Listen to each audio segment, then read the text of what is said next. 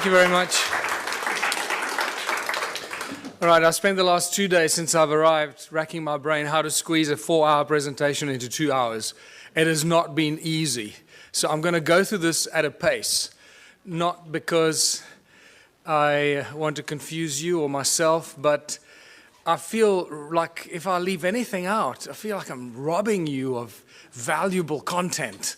And, what do you leave out of something that's a work in progress that started out 8 years ago with a small little presentation and now consists of volumes and volumes of research and discovery that is, I for one, certainly did not expect to happen to me. So let's kick off. The history of our planet is far more mysterious and stranger than most of us will ever realize. And just by talking to the people here, it becomes very evident. The more people you talk to at this conference, the more evident it becomes. And the interesting thing is that the closer you get to this beautiful blue planet, the more you realize how deeply divided we are as a species. And it's that division, very constructively created division, that is being used against ourselves. And this becomes very evident by the end of my presentation. You'll know exactly what I'm talking about. The great human puzzle. Who are we? Where do we come from? Why are we here? Everyone has asked those questions, the three Holy Trinity questions, if you can call them that. That sounds so simple. We should have all these answers at our fingertips, and yet we can't,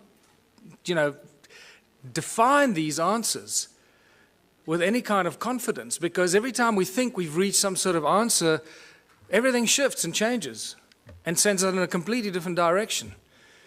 And I normally have a lot more slides here to go into much more detail, but I edited those out.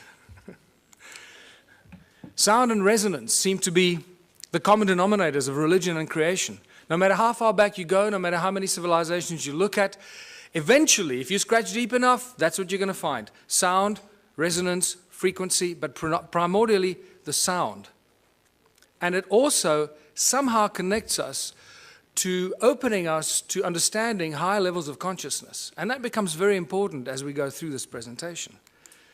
In Christianity, it's the word. God said, let there be light. Okay, let's not get into the semantics. Yes, that we can define that in very various ways, but let's look at the basic stuff that we're dealing with here. The word.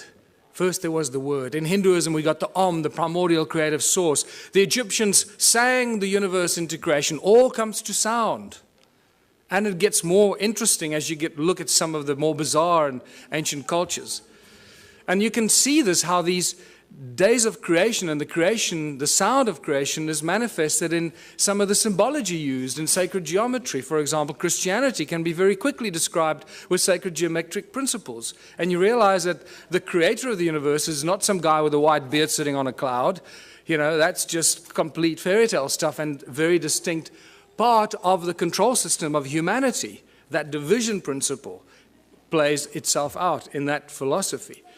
6 aspects of Om, or the Om Mani Padme Hum. You see sound frequencies related to the creation process. And in Egyptology, the 6 aspects of the all-seeing eye of Horus. And when you see this, you realize that we're dealing with sound, 6 resonance ratios, all to do with sound frequencies.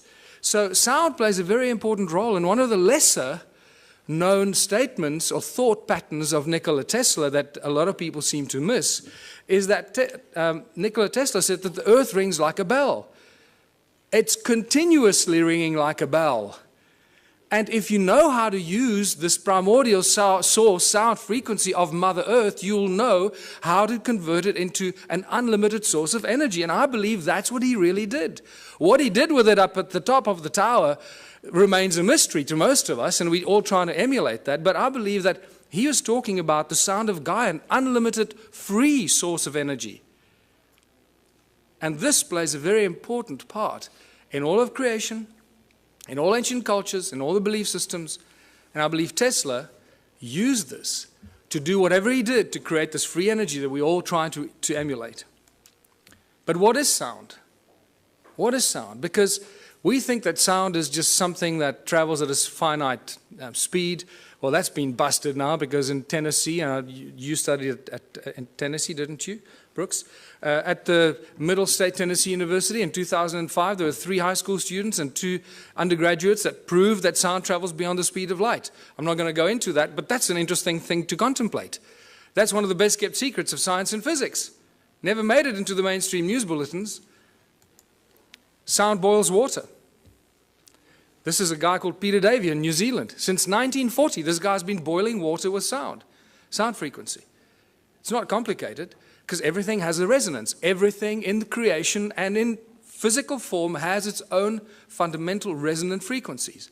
If we understand the resonance and the sound behind the resonance, we can do everything. Because if sound created the universe and all things in it, because that was done by God, then we should be able to use sound to do everything else. A 92-year-old Christchurch inventor claims to have come up with a novel way to make a cup of tea.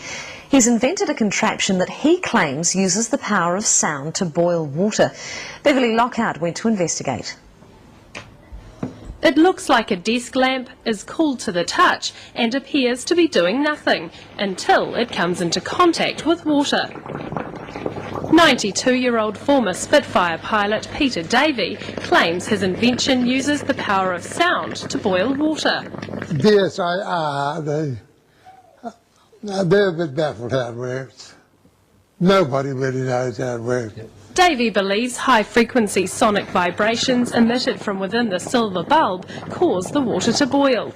He says the idea came to him 50 years ago when he noticed different saxophone notes caused different household items to rattle. The mains-powered gizmo has experts intrigued. Never seen anything like it in my life, as they say. Professor Williamson has his doubts about Davey's acoustic theory and suspects there are 2 simple electrodes inside the boiler.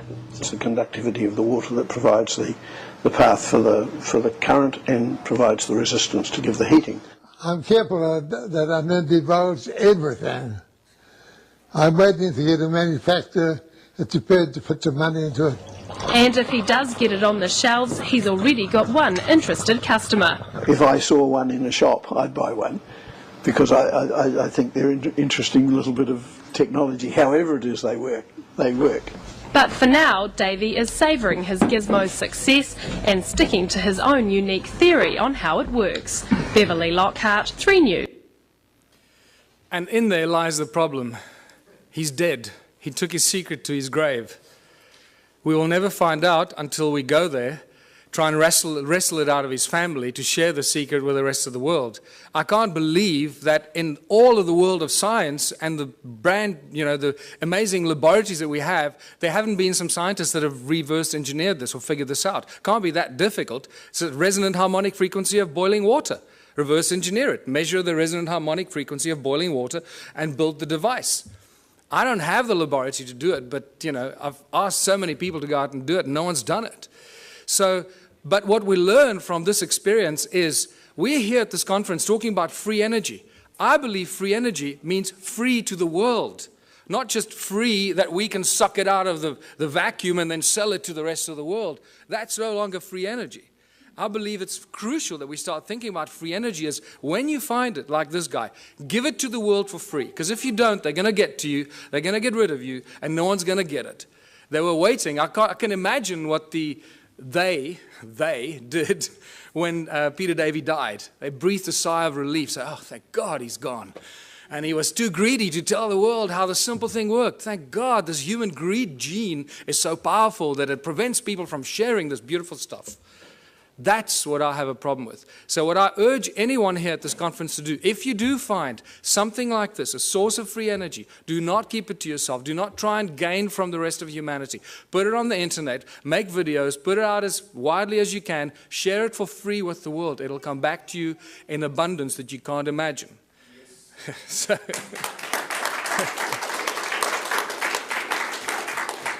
Sound levitates. All ancient cultures talk about levitating things with sound. Not just sound, but also with mind and thought. Now, we hear about it all the time, but until you see something being levitated by sound, it's difficult to comprehend. Here's a beautiful example. Most of the stuff exists on YouTube, but we don't go looking for it. So, Notice that you can hear the sound frequencies because the items they're levitating are very light. Remember, the higher the frequency, the higher the energy. So these polystyrene items are very light, so the frequency is lower frequency that's audible to our ears. So when you're trying to levitate giant blocks, you would need very high frequencies that you can't hear, and then it looks like magic. Also note that the sound source comes from two different sound sources, and it seems to levitate it at the cross point, the crossroad of the sound frequencies. That's what the levitation effect is. This is very important later in my presentation. And the knowledge of the ancient cultures.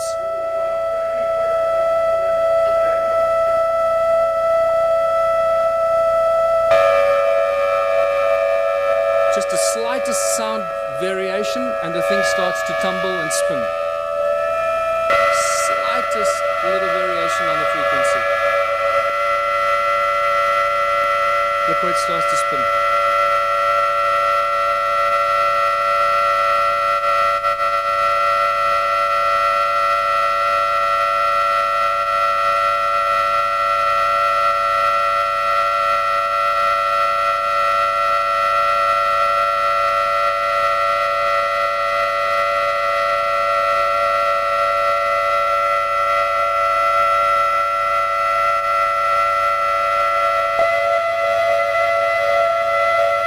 Real irritating noise, but you know, you have to put up with it too.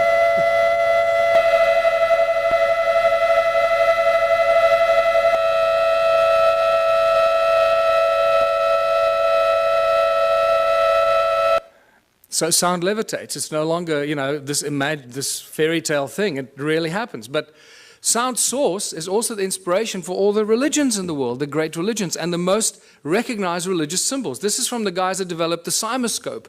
I normally show the cymoscope, but lack of time. So look at this 3D bubble that is created as sound. Remember, sound is a three-dimensional thing. From the pop, it goes in all directions. It's not a wave on a piece of paper. It's a three-dimensional effect that keeps amplifying itself and goes on and on and on. Just because you can't hear it anymore doesn't mean it's not necessarily there. So here's a three-dimensional bubble that's created at the sound, but look on the right-hand side at the cross-section of it. What do you see? You start seeing one of the most commonly recognized religious symbols. Why did the religions choose the symbols? Because when you drill right into the middle of this, what seems to be at the very source of sound, the pop, or that instant of pop, this is what you get. Oh boy, do I recognize this interesting symbol. And this is where you realize when the ancient cultures carved these intricate things into rock, they weren't just imagining things. They understood that sound was the source and how sound can create and levitate and manifest shape and form. And that's why they carved hundreds of thousands of these crosses in circles. And not only did they carve it, but it's also recognized by ancient cultures. In southern Africa, it's known as Mabona, the Lord of Light. Lord of Light, sound and light, the creator of all things. The source of all things. And you see this shape repeat itself in some of the most popular religious symbols, like the Coptic and the pagan crosses. You see the sacred geometric patterns imitate themselves in these symbols. It becomes very interesting because now you know where they get the symbols from. It all comes from sound. What does this have to do with ancient civilizations and evolution of consciousness? Well, everything, because the ancient cultures understood this. They understood the process, they understood the source, and they used the source of sound as a source of energy. And this is what my discoveries show in South Africa. The resonating chambers for creation of energy, that's what the pyramids were. Many researchers are starting to reach that conclusion, that they were actually resonating cavities to create huge amounts of energy. And they would have looked something like this. What's also clear to me, the more research I do, especially at the sites in South Africa, realizing that we're dealing with sound and light, that they probably used light to activate some of these sound devices. They were actually resonating chambers, that it was activated by light. And this is why they were aligned with solstices and equinoxes with specific frequencies and energetic alignments of the movement of the sun that would activate these ancient sites and then bring them to life. Something like that. And if you think that's not happening, there's an interesting photograph that is available on the internet of some strange energy forms coming out of the pyramids, taken with some weird lens that shows you energetic frequencies, and this got me very excited because this is directly connected to my discoveries in the stone circles of southern Africa. This is some interesting symmetrical interference patterns that were taken at Stonehenge, which tells us that Stonehenge was not an accidental bunch of, long-haired, loincloth, cavemen that built this with ropes and pulleys. And when you go to Stonehenge, they still have that image on the side of the tunnel as you walk towards Stonehenge. They still show the guys with ropes and pulleys building Stonehenge. It's insane. So it's a very, very advanced device, Stonehenge. And what blew my mind is how old Stonehenge is. This is probably one of the oldest sites on Earth. It's probably more than 1 million years old. Are there any geologists here? Any geologists? Well, most of you are homemade geologists. So. You're told that that stone there fell over.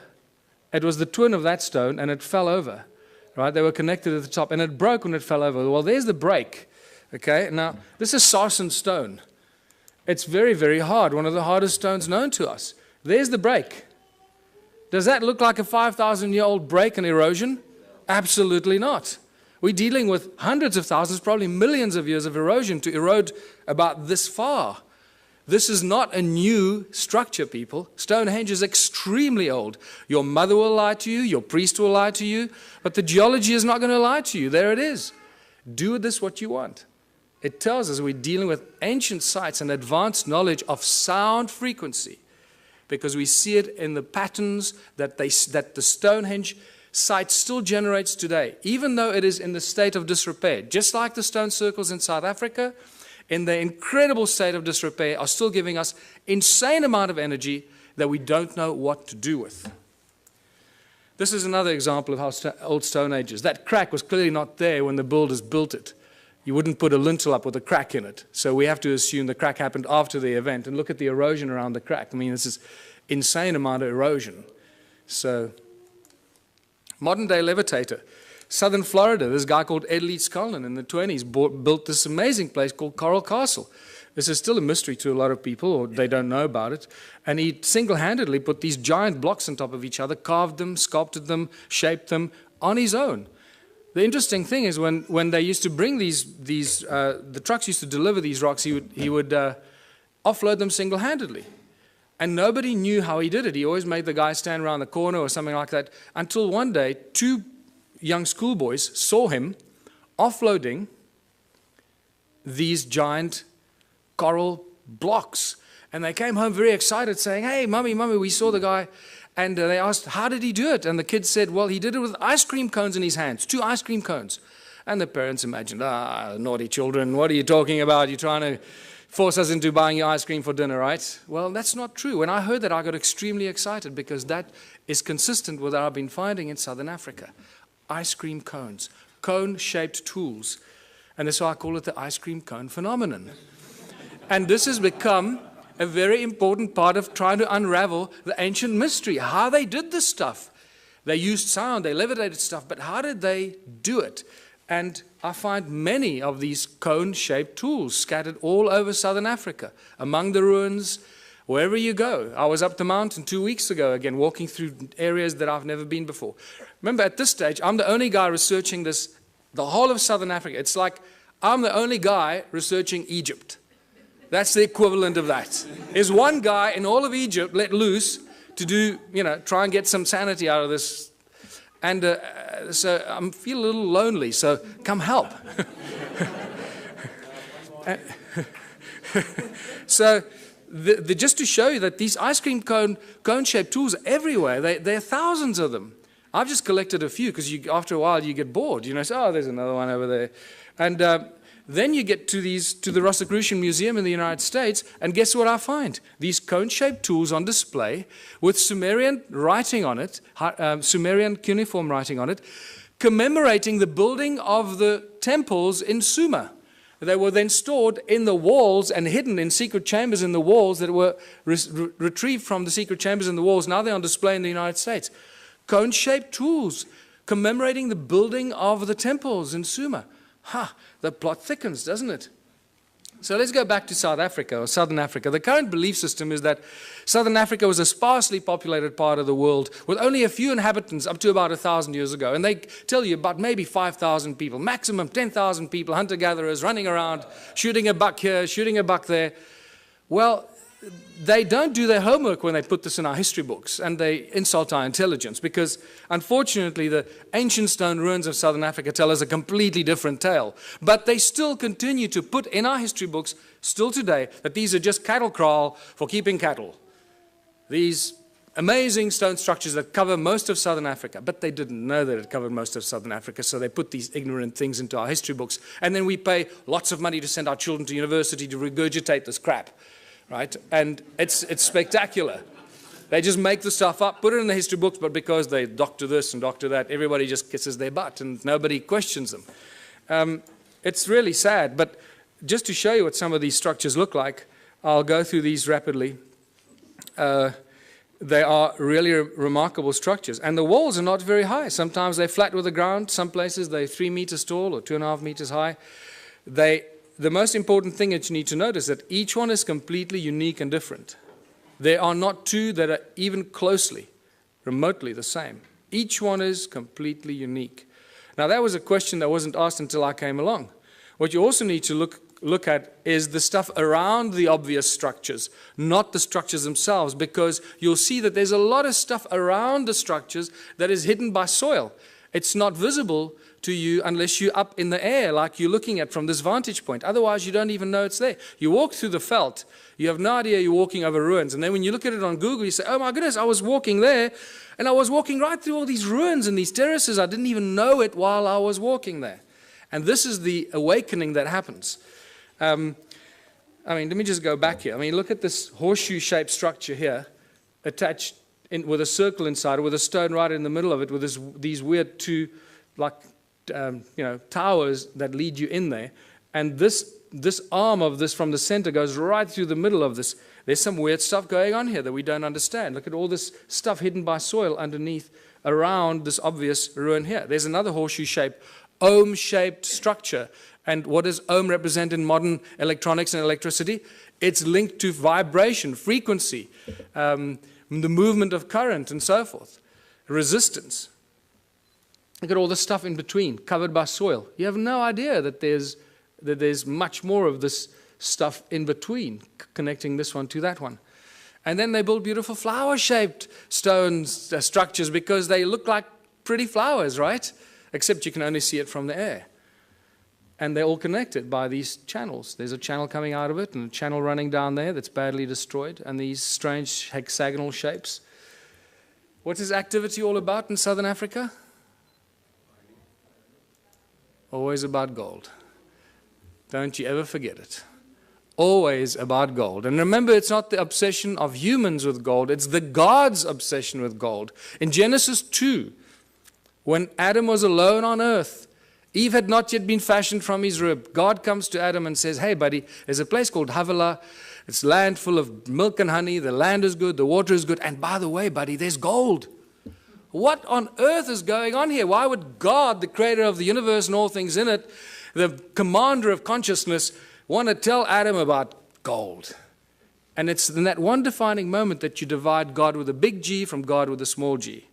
Huge, huge division. The twain shall never meet. And the Bible and ancient texts seem to be, especially the Bible, is constantly crossing those lines.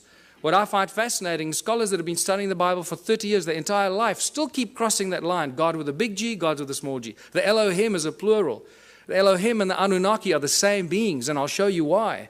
We've got conclusive evidence that the Anunnaki and the Elohim were the gods of the Bible, the gods with a small g, the malicious, malevolent beings that were after gold.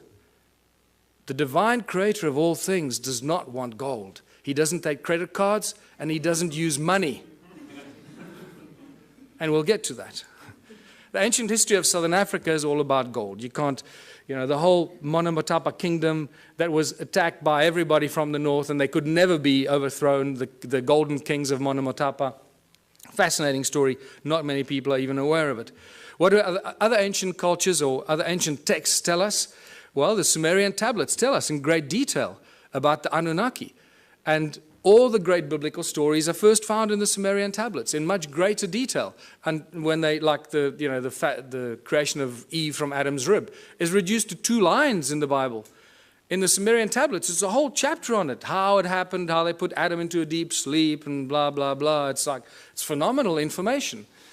But so what we do know is that a lot of the stories in the Sumerian tablets are translated into the Bible much later and abused or used for abuse against humanity.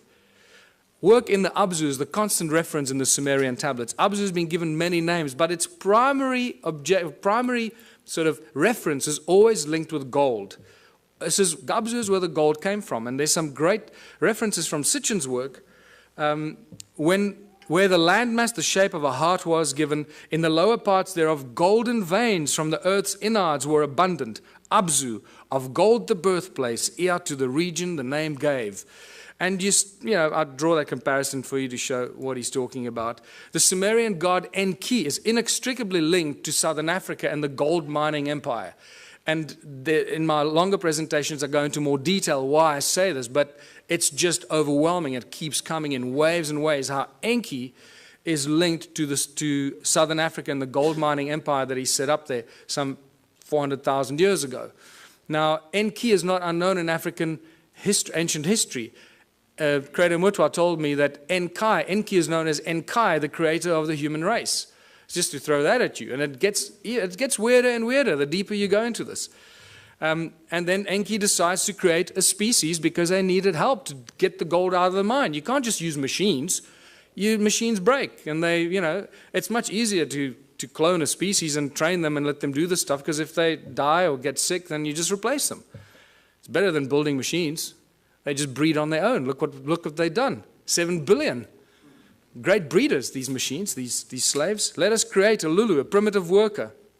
The hardship work to take over. Let the being, the toil of the Anunnaki, carry on his back. Tells us very clearly what these guys were up to down there. Planning to create the Adam, Adamu. A primitive worker shall be created. Our command will he understand. Our tools he will handle. To the Anunnaki in the UBUNTU relief shall come. So we know that the Anunnaki were in the UBUNTU. They were doing something. They needed relief. And for this they needed a slave, and they cloned it. And boy, did they do a good job. This is fantastic reference to Enki's house, his mines, and his technology. In the midst of the UBUNTU, to a place of pure waters, Enki betook himself. In that land, a place of deepness he determined for the heroes into the earth's bowels to descend. Before they cloned the slaves or the human race, they referred to the Anunnaki who were doing the gold mining as the heroes, because they were doing the hard work in the gold mines. So for the heroes into earth's bowels to descend. The earth splitter that Enki established. Now I'm going to show you the earth splitter because this is one of my discoveries in South Africa. Therewith in the earth a gash to make, by way of tunnels, earth's innards to reach, the golden veins to uncover. Boy, now that we found the physical evidence in South Africa and Zimbabwe, mostly, suddenly Sitchin's work becomes like poetry, because we can point to what he's referring to. We've got the physical evidence for which he's often undergone a lot of criticism, Oh, he's making this stuff up. Well, anyone who's still a naysayer about Sitchin's work, wake up. We got the physical evidence. It's there in beyond believable abundance. Is there a ruin or a settlement that could be linked to Enki? Absolutely. And this is Great Zimbabwe, the greatest ruin in southern Africa. It has to be the biggest, right? This is just a spectacular place. And just to show you, some of the walls are 10 meters high and 6 meters wide. Great Zimbabwe is a spectacular sight. And it has got Enki's energetic imprint all over it. Any of you that do energetic work, go and look at it. You're not going to believe your eyes. What's so special about the ruins in southern Africa? Well, they're very special cattle kraal for very special cattle, because this is probably where the word holy cow comes from. Because most of these cattle kraal are built aligned to the sun and the stars and the equinoxes and the solstices, and wow, they went to a lot of trouble for these cattle, didn't they? And the sacred geometry, and you start seeing how sacred geometric principles just jump out of it, out of these structures, and you realize, hold on, this is not just somebody building things, to pass time. And clearly this was easy to these people, because every single one of these ruins that is measured, and this is all Jan Heine's original pioneering work for which you'll always be remembered, because every ruin that he's measured so far turns out to have these very intricate alignments. And this is spectacular. And you'll understand why this is so spectacular when you realize how many of these ruins there are. These, look at this, they're perfect, and you draw a circle over there, which doesn't look like it's real. But when you extrapolate that flat line into the circle, you get a perfect hexagon. When you start joining the corners of the hexagon, look how it touches the inner circle perfectly. This is not accidental, people. This takes real exact science and understanding. There you go. So these structures down there are not just simplistic structures. They carry huge amounts of energy.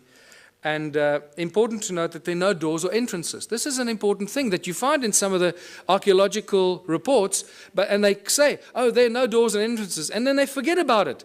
And then they tell you, it was probably built by a migrating group of 15 to 20 people, and they built it. And you say, hold on, you just told me there are no doors and entrances, and now you're telling me that it was built by people as a dwelling. So what's going on here? What are we dealing with here?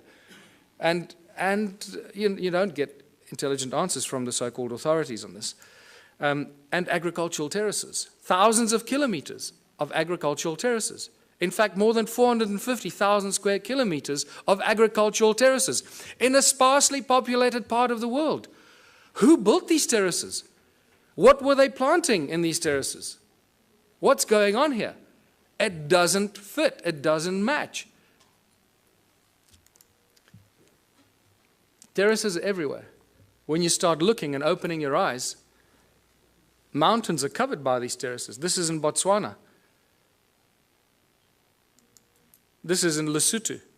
There are terraces up some of the most incredible steep mountain sides that don't make any sense. In fact, if you go into Google Earth and you look at Lesotho, I challenge you to find any part of Lesotho without terraces. It's actually quite incredible. There are just terraces everywhere. And there's just been no people down there to build these terraces, so where do they come from? This is one of the greatest examples, because you can see the channels that link them, the circles and the terraces, all one giant grid. Nothing stands alone. Remember I told you, look at around the circles, the stuff hidden by the soil, because there are no standalone circles. They're all part of a giant grid, a huge grid. No standalone, all connected by these weird channels that are clever people at university call roads to drive the cattle on. This is why these roads are there, because they were built because the people 200 years ago built them to drive their cattle on. And that's as far back as they go. Maybe 400 years ago, that's it. This is just spectacular. This is right up the road from where I live. So when I leave my house and I go walking in the mountains, this is what I walk in these places. And it's rather silly. So I take a lot of photographs and I write a whole bunch of stuff, and then I come talk to people like you, and I feel like I'm, alone, lost in the world. Ancient roads and channels run for hundreds of miles. Notice, circle, channel, and the extrapolation or the extension of the circle that looks like a giant spider's web. And it's these giant spider's web that turn into these agricultural terraces. And there's a very specific reason why this is all connected, which you'll understand soon. Look at these archaeological drawings from 1939, clearly showing us that there are no doors and entrances, and these circles are all connected like a bunch of grapes. And then they don't make any more comments about it, they just leave it. The roads link every stone circle. There's the road there. It's very, very badly eroded, as you can see. Most of the times you don't even know you're walking on these ruins. Over there at the bottom, it used to connect in there, but that looks like water washed it away at some stage. Look at this linking into these strange hexagonal things. There's not enough time to talk about that, but there's spectacular information about what was going on there. And there's ruins there and there, but they're just covered by soil. This is a beautiful example of a channel running into a so with all the stuff around it, the spider's web effect. Look at this. Now imagine most of southern Africa looking like this a long, long time ago. And these are all cattle kraal, as I said, built for special cattle. There were a lot of cattle. Boy, they were just, I don't know where the people were, but there are a lot of cattle. Hey, maybe... How many of these ruins are there. And this is where the penny really drops, when you start figuring out how many there were. In 1891, the brilliant Theodore Bent, this is one of the few archaeologists that I carry real respect for, wrote a brilliant book, The Vanished Lost Cities of Mashonaland.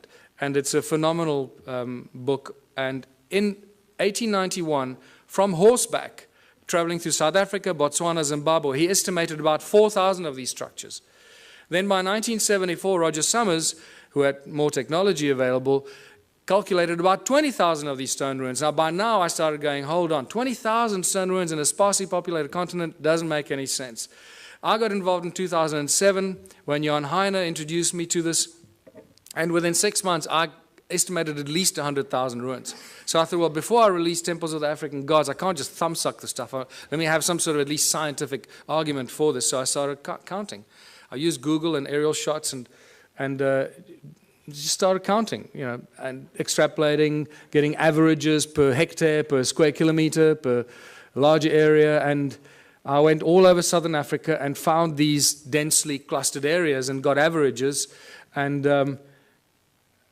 some of the aerial photographs looks like, there's circles here. When you look closer at it, when you study this, you see how connected they were.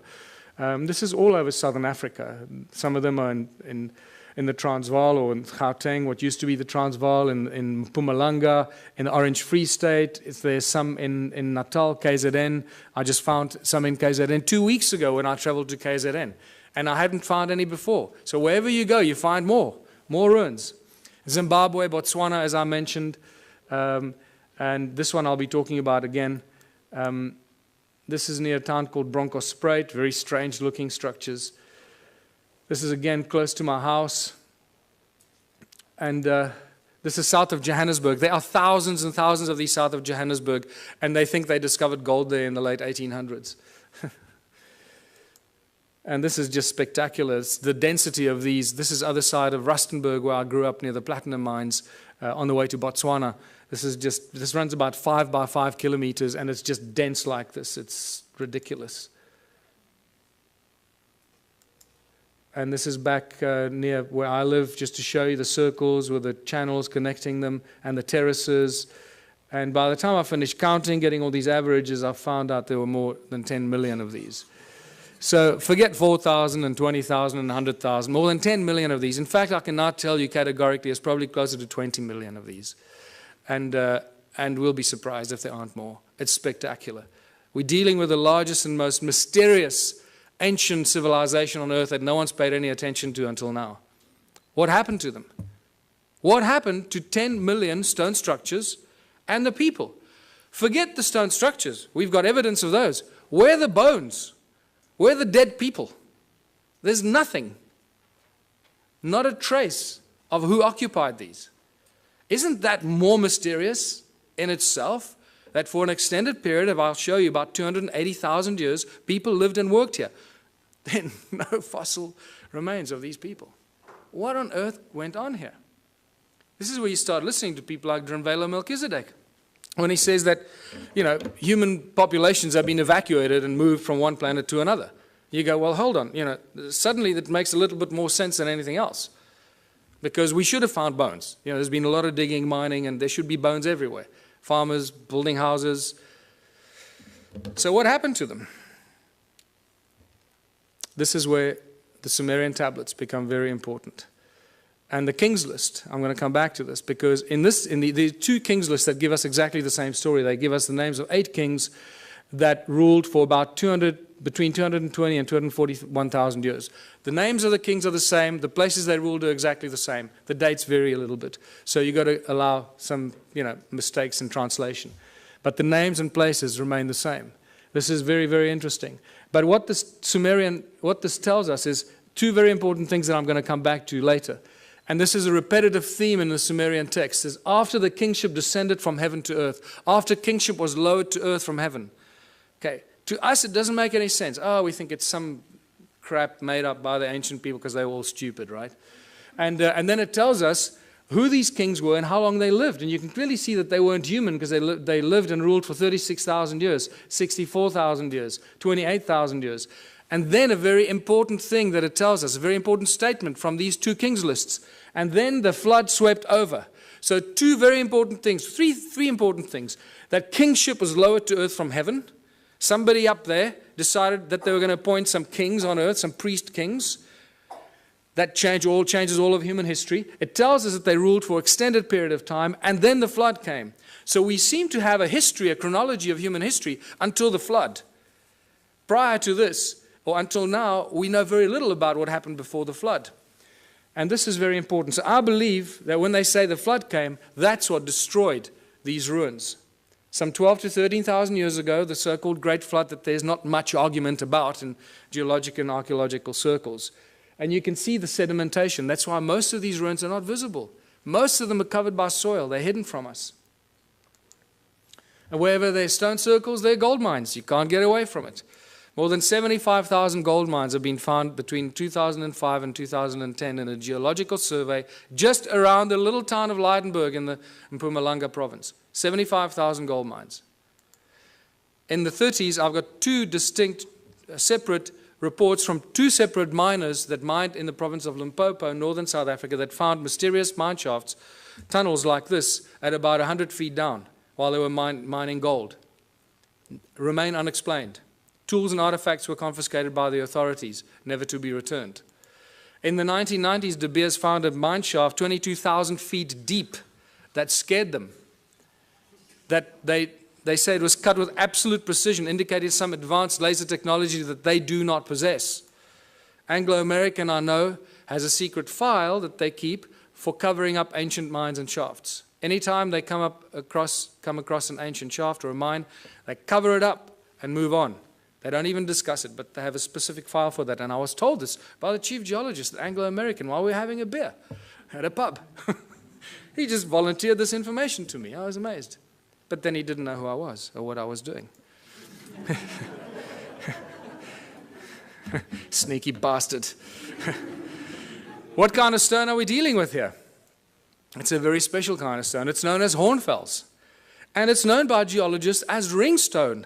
And I was the first person, I'm astounded, the first person to ask what kind of stone was used to build these ruins. They just, don't go there. And it's metamorphosized quartzite. It's incredibly hard. You can't break it, people. I've tried to break some of these. This sliver is a break I keep in my museum. This happens as a result of heat. You expose it to fire, it breaks up. So clearly they didn't use fire in any of these ruins. Otherwise there'd be none left. As you can see, it's black on the inside, very hard, and then it's got this stuff called patina, the skin, like a skin that grows. It's an oxidization and calcification process. It grows incredibly slowly on this specific rock. And what is fascinating about this hornfels stone is that it conducts sound incredibly well. It rings like a bell and light.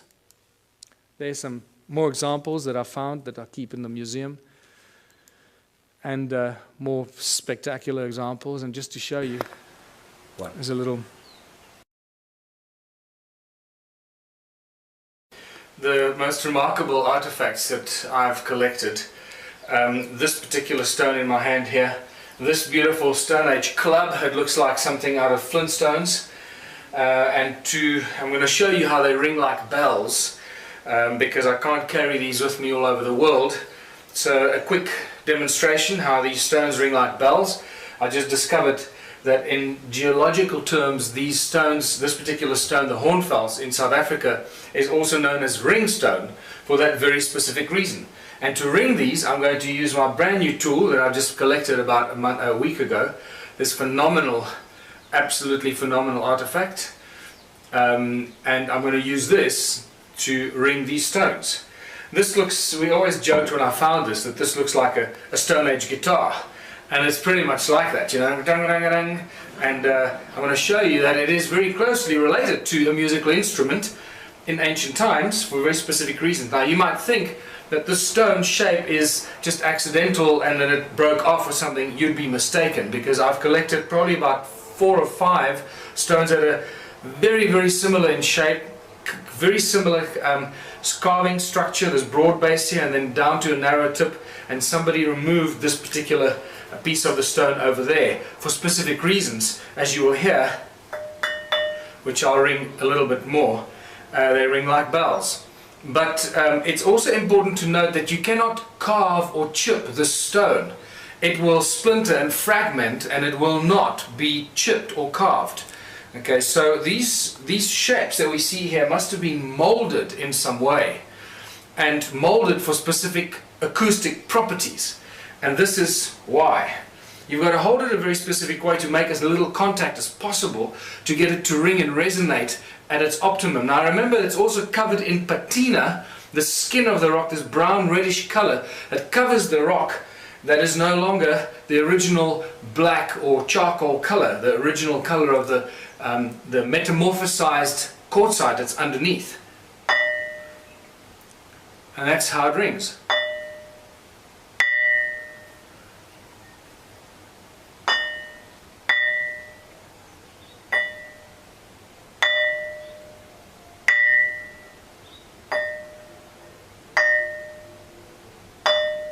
I can actually feel my fingers underneath are deadening the ringing because I'm holding it and it's deadening some of the effect.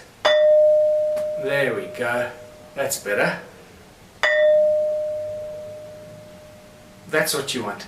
You realize that this thing really rings like a bell, and it reverberates for quite a long time.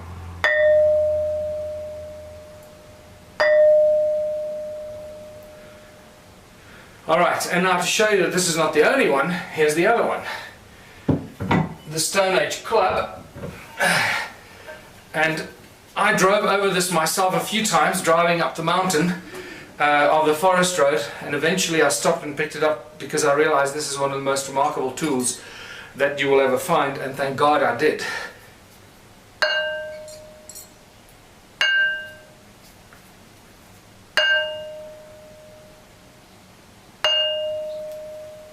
And it is very heavy. I'm out of breath because I'm holding my breath not to make a noise, and this thing weighs probably about 15 kilos, so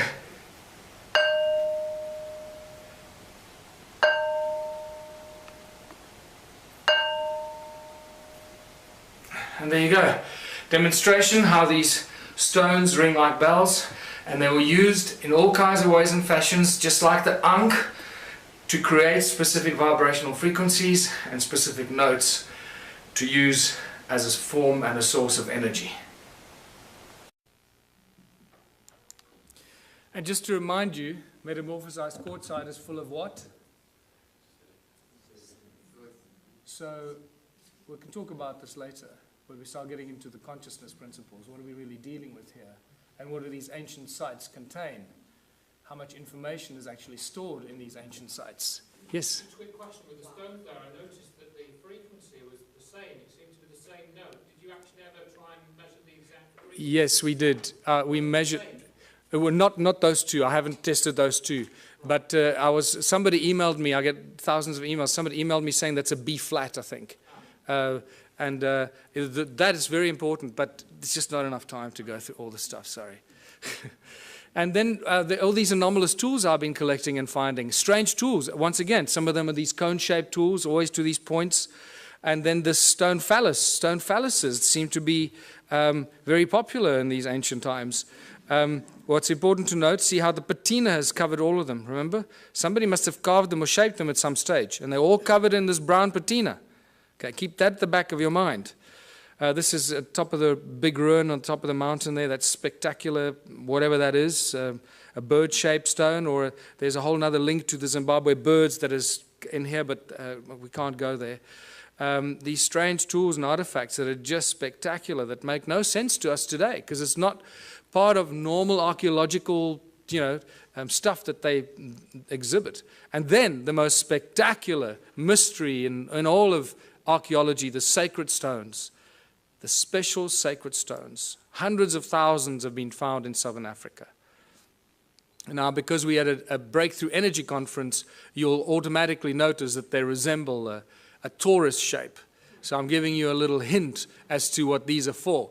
But in South Africa, the Archaeological Society has it as a logo, and they will still teach you that these are weights for digging sticks. That the people made them in the hundreds of thousands, when there were only a few thousand hunter-gatherers, because this is from the Stone Age, right? So there were no metal tools. They made this with other stones because they needed weights for their digging sticks when they were digging for roots in the veld. I can't think of anything more insane. These people should be locked up.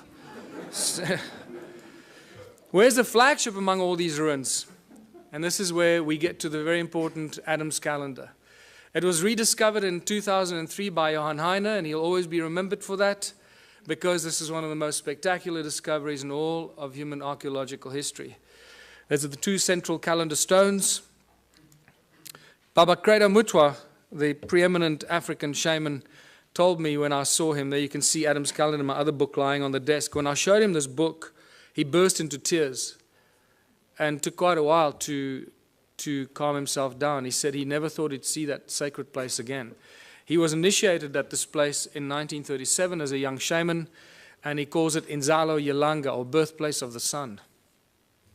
Specifically the S-O-N, not S-U-N, because it is believed by the shaman that this is where the gods created humanity, birthplace of the sun. That's what it looks like from a helicopter, circular structure. That is north, that is south, not the trees, the stones under the trees. They're the two central calendar stones, and over there you see a wooden pole. That's where the stone man used to stand, and right from the stone man across there, across the Horus bird lying there, which you'll see, we're looking east, exactly east at the rise of the sun. On the edge of this cliff, which is known as the Transvaal Escarpment. There's looking north, exactly north, between the two stones. You can see north-south line goes right between the two central calendar stones. And why is it a calendar? This is Johann Heine showing me of our very first visit there, why it's a calendar, and he did all the original calculations when he rediscovered it. This setting sun casts a shadow, this rock casts a shadow on this one, and you can tell every day of the year, from the summer solstice on this side until the winter solstice on that side, and it comes back. So it's still an accurate calendar, and one of the few that I know. I can't think of any others that do this, monolithic calendars or Stone Age calendars. This is a 3D reconstruction that we did, putting the stone man back in his place, who was removed in 1994 by the Minister of Environmental Affairs, to put a plaque on it to commemorate the opening of the Blue Swallow Nature Reserve. Isn't that ironic? Desecrating one of the oldest sites on Earth. And then they try and prevent us going there because we're bringing tourists there and we're desecrating the place. And there you have, looking out east from the stone man across the calendar stones, very distinct Horus stone, looking at what? 3 stones that seem to align with those pyramidal structures over there, that are aligned with the rise of Orion over there. But you'll see more about that now. How do we date the stones? We look at everything. I'll look at anything, because you can't date stones. So you got to look at everything. Use your, do what the guys in CSI do. Follow the clues and the evidence. And what makes most sense, you have to go with that. So first of all, every stone there is known as dolerite. It doesn't belong there. It is now categorically proven and shown from geological studies that those stones do not belong there. They were brought there by somebody to build the calendar site. That's the edge of the Transvaal Escarpment. It's known as Black Reef Quartzite, and it's full of gold. There's a gold mine underneath that ridge, actually, an ancient gold mine. The erosion, that piece there broke off there. That's the erosion on the tip of that ridge, on the break. Most geologists I've asked suggested to me, pick a number above 50,000 years for the amount of erosion that happened there. So 50,000 years ago, that piece broke off and landed there. Right? So now we're starting to get to the ancient age of this. But this is one of my best, is the patina growth, because I've told you already that these tools have been molded and shaped, and the patina has grown back. That's what it looks like when the patina is gone, black, and then the patina grows back. This is a great example of a monolith in one of the stone walls that at some point broke, and this tip broke off. Look at the patina that's grown back. There's about 2 millimeters of patina growth. We're dealing with something. This patina is known to grow at about 1,000 years per microscopic layer.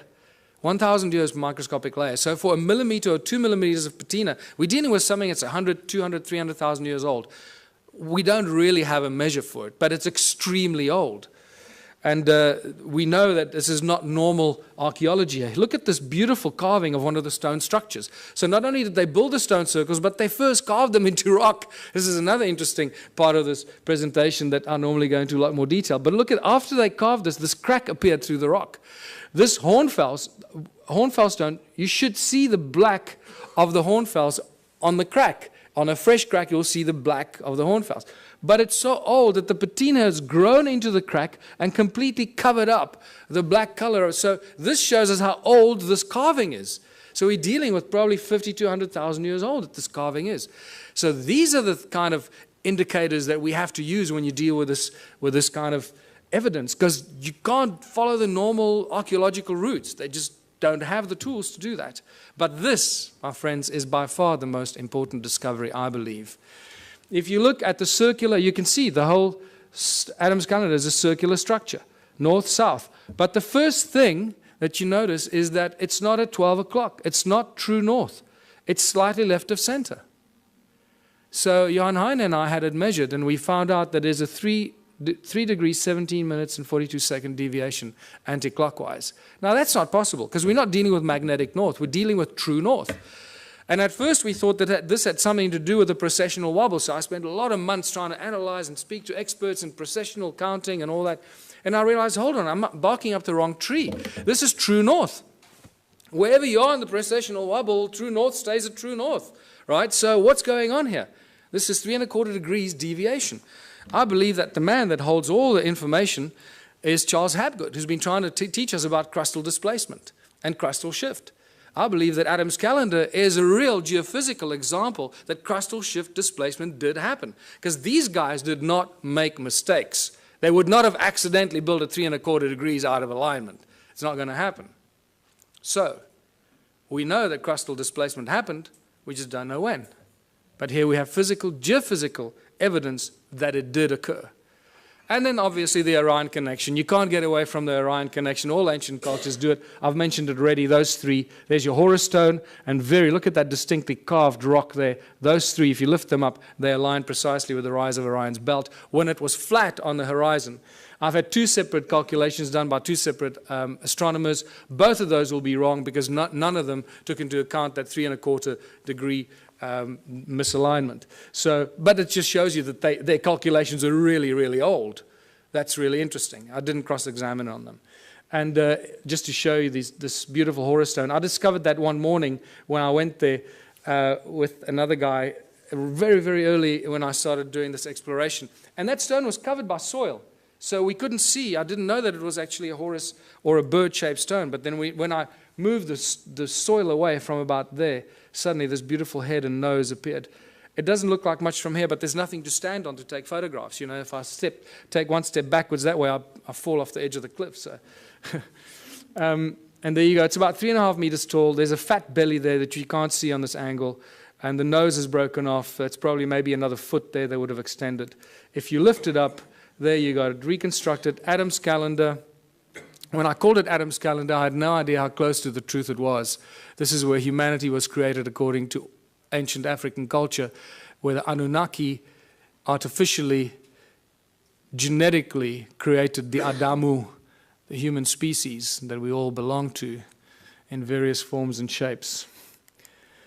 And then we get to the discovering of the pyramids. The mystery just, gets better and better. Look at that. This is one of the first pictures taken of Johan in 2003 when he started measuring the calendar and finding out all these mysteries. One of the best pictures, because I've been there thousands of times and you just don't get good pictures of the pyramidal structures. There's a third one, a little one over there, just sticking its head out. I've been told through various means that there's about 30 meters of sedimentation down there. So we're only probably seeing half of those pyramidal structures because of the flood, remember? The flood that destroyed all the stuff. That would have covered all of it. Why are they pyramids? Why am I so convinced they're pyramids? For various reasons. First of all, when you go into Adam's calendar, the moment you cross the circle, because there's no obvious circle, it's an imaginary circle. The moment you cross that circle with your GPS, you lose signal. Okay, it works here. The moment you walk in there, your signal is gone. And I love the macho guys. They just love it. Oh, my GPS will work. You'll see. I'll show you how my GPS works. And they go in there. It's fantastic watching them. Just see that ego drop very quickly.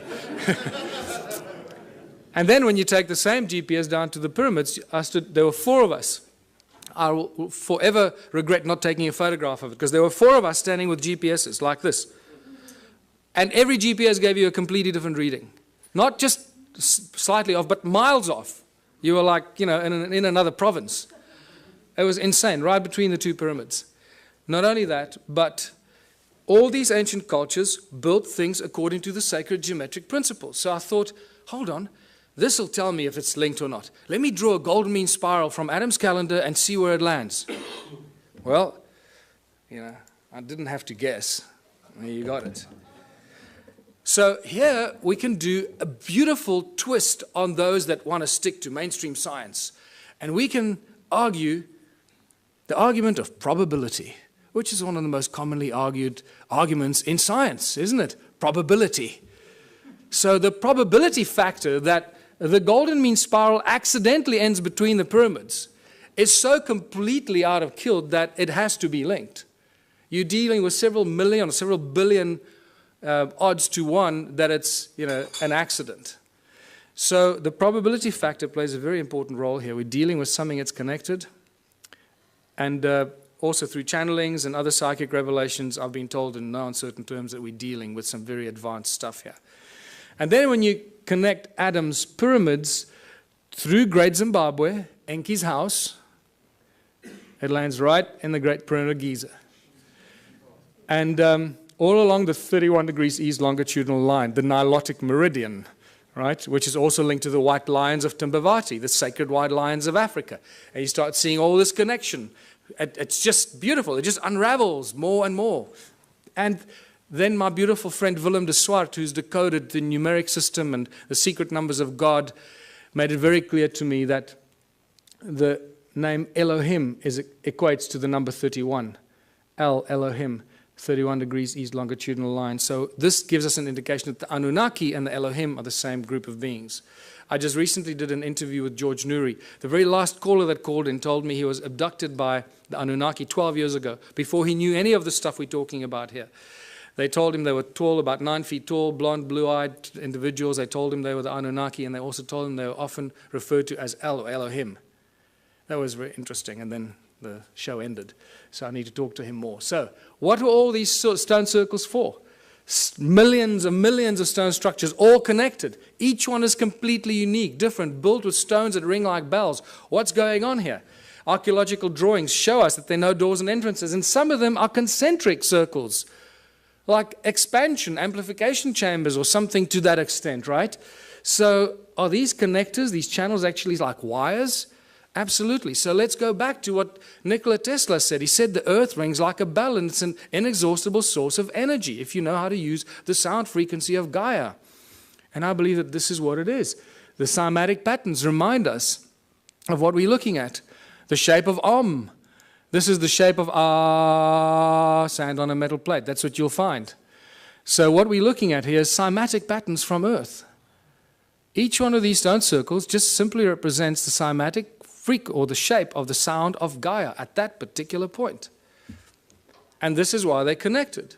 So they created one huge energetic field.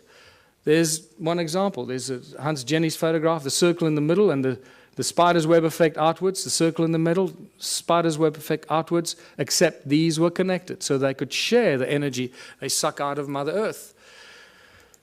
And but how much energy could these structures create? For this, we got to go to 1944 and Japan, when they were developing the death ray with which they were going to smite the Allied army. But unfortunately, they got nuked, so they never got to use the death ray. But one of the things that I found out is that at the core of this death ray was a thing that they used called a magnetron, a resonant cavity magnetron. Well, this is, you start a frequency in the middle, you amplify it in these resonant cavities until you decide when you want to take it out of the wires. And that magnetron is used in laser beams, it's used in microwaves, it's a technological tool used in many applications. This has got a little magnetron in it, or a klystron, I think it's called in this. And then it goes through what? It goes through a crystal to focus the light. Right? So if you're working with light, you need to use crystal because it lets the light go through it. Right? So I believe that this magnetron was used. There you go. If a magnetron a few centimeters in diameter could fry the Allied army, how much energy can a magnetron 22 meters in diameter create? Huge amounts of energy. In fact, I was made aware that it's this structure that was probably responsible for the destruction of Atlantis, because they didn't quite know how to use it and it got out of control. So I believe when you read those translations of Sitchin, where he says Enki built the earth splitter with which in the earth a gash to make, I believe this is the earth splitter or something like that, creating huge amounts of energy, putting it into the giant grid, giant energy grid that connected all these stone structures in southern Africa. And that's really what it was. Everything was linked to the mining of gold. None of these were dwellings, people. We're dealing with a giant energy and work grid for the extraction and the mining and the processing of gold. And then get to the measuring of these stone structures. And I found a guy who had a very interesting device that he measured without me, and then I came back from America and I heard that he went and measured these. I called him back. I said, I want to go back and do it with you. So I went with him, and he used to work in the satellite industry for Centec. Interesting guy. And the measurements that he showed me were just mind-blowing. Electromagnetic waves, either horizontal or vertical, coming out of the ground into the sky. Sound frequencies in hertz, the loudness in decibels, and also what he calls the heat signature. The heat signature that he explained to me, he measures up to, it's the average temperature of the ground below the soil, below the surface, down to about 300 meters. He's got all kinds of ways that he calculates this. I can't explain to you exactly how he does this, but I asked him several questions to cross-examine him to see if he was not, making it up, and it stayed constant. So I believe that he does have a system to work this out. This is what he measured. The outside, the heat signature anywhere outside here is 5.5 degrees Celsius at the surface of the ground. The moment you move the device in there, it shoots up to 29 degrees. So it's 5.5 degrees, 29 degrees. 5.5 degrees, 20. There's no scientific explanation for that we have right now. You go in there, it goes up to 33 degrees. 5.5 degrees, 33 degrees in the middle. What's interesting, the electromagnetic field here runs at the equivalent of about 280 megahertz, but it's vertical, straight out of the ground into the sky.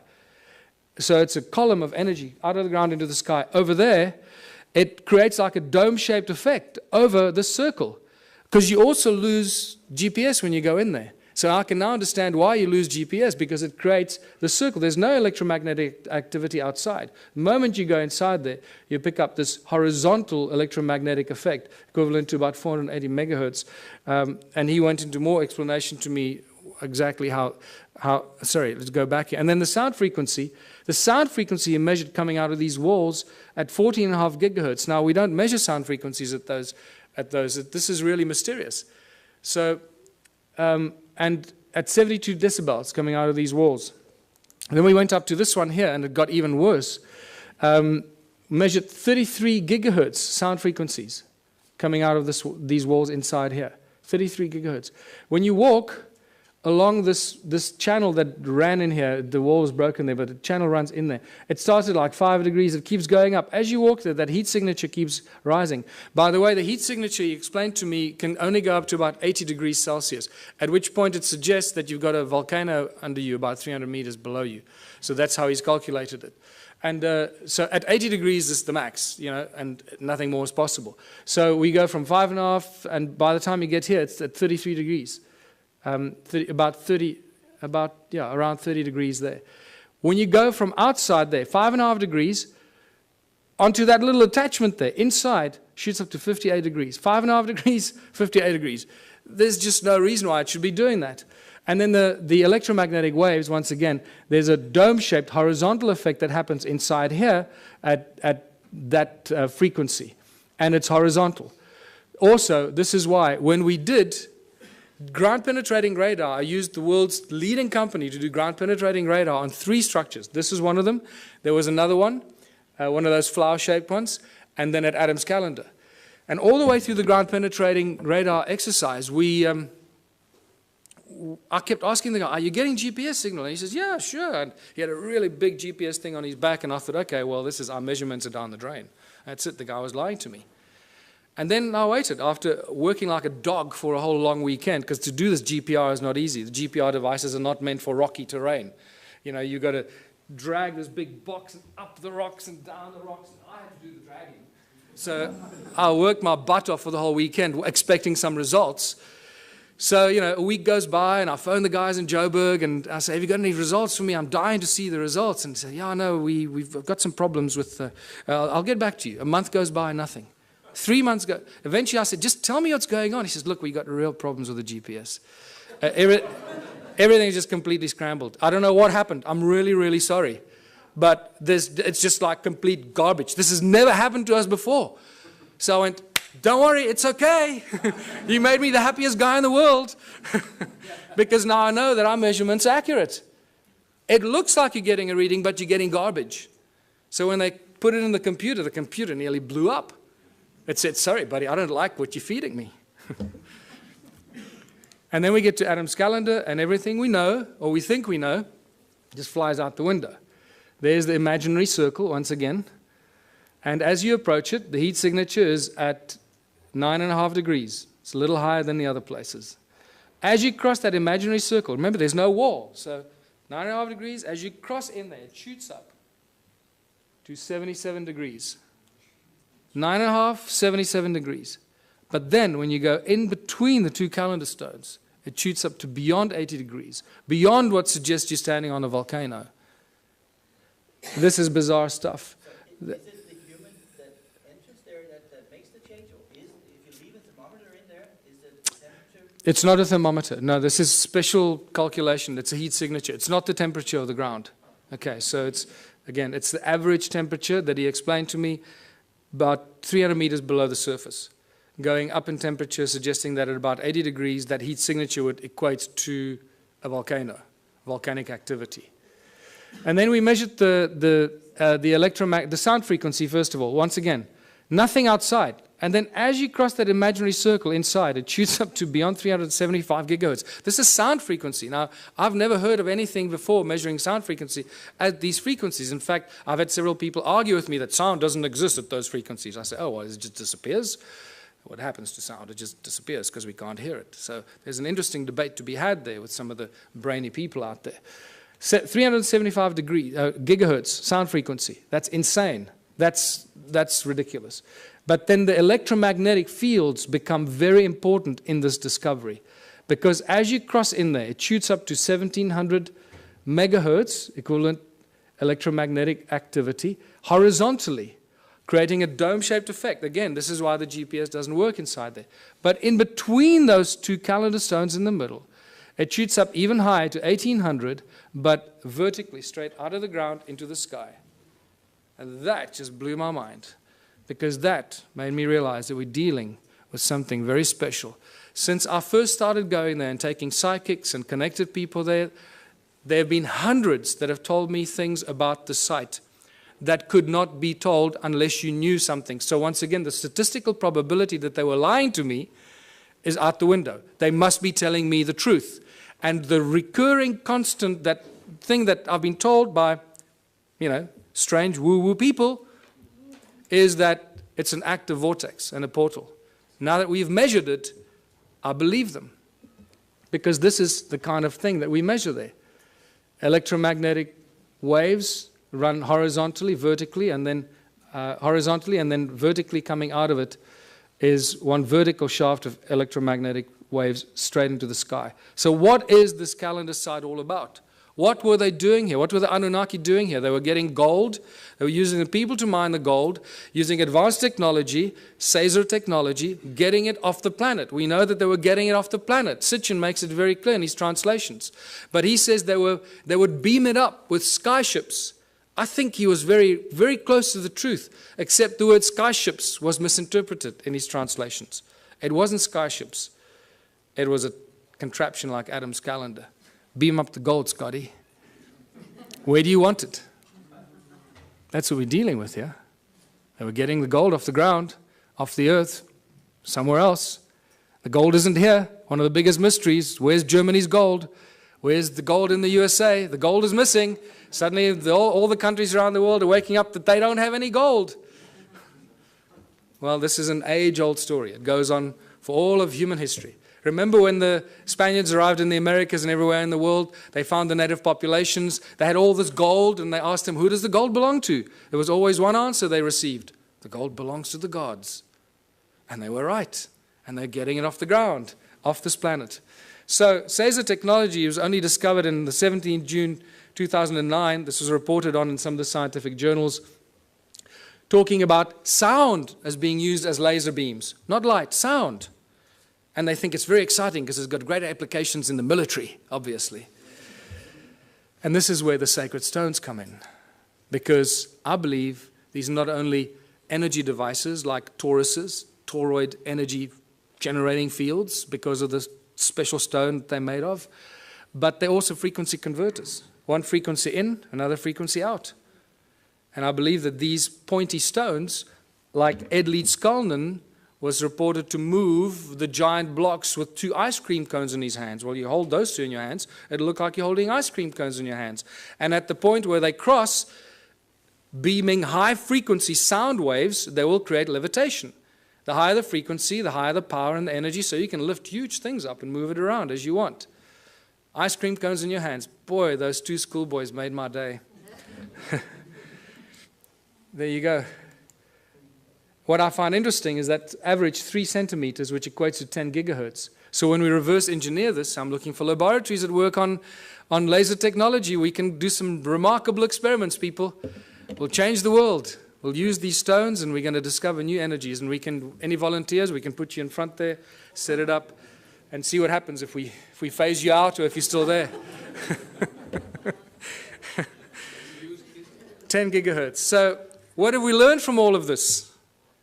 If we don't learn something from this information, it's completely wasted on us.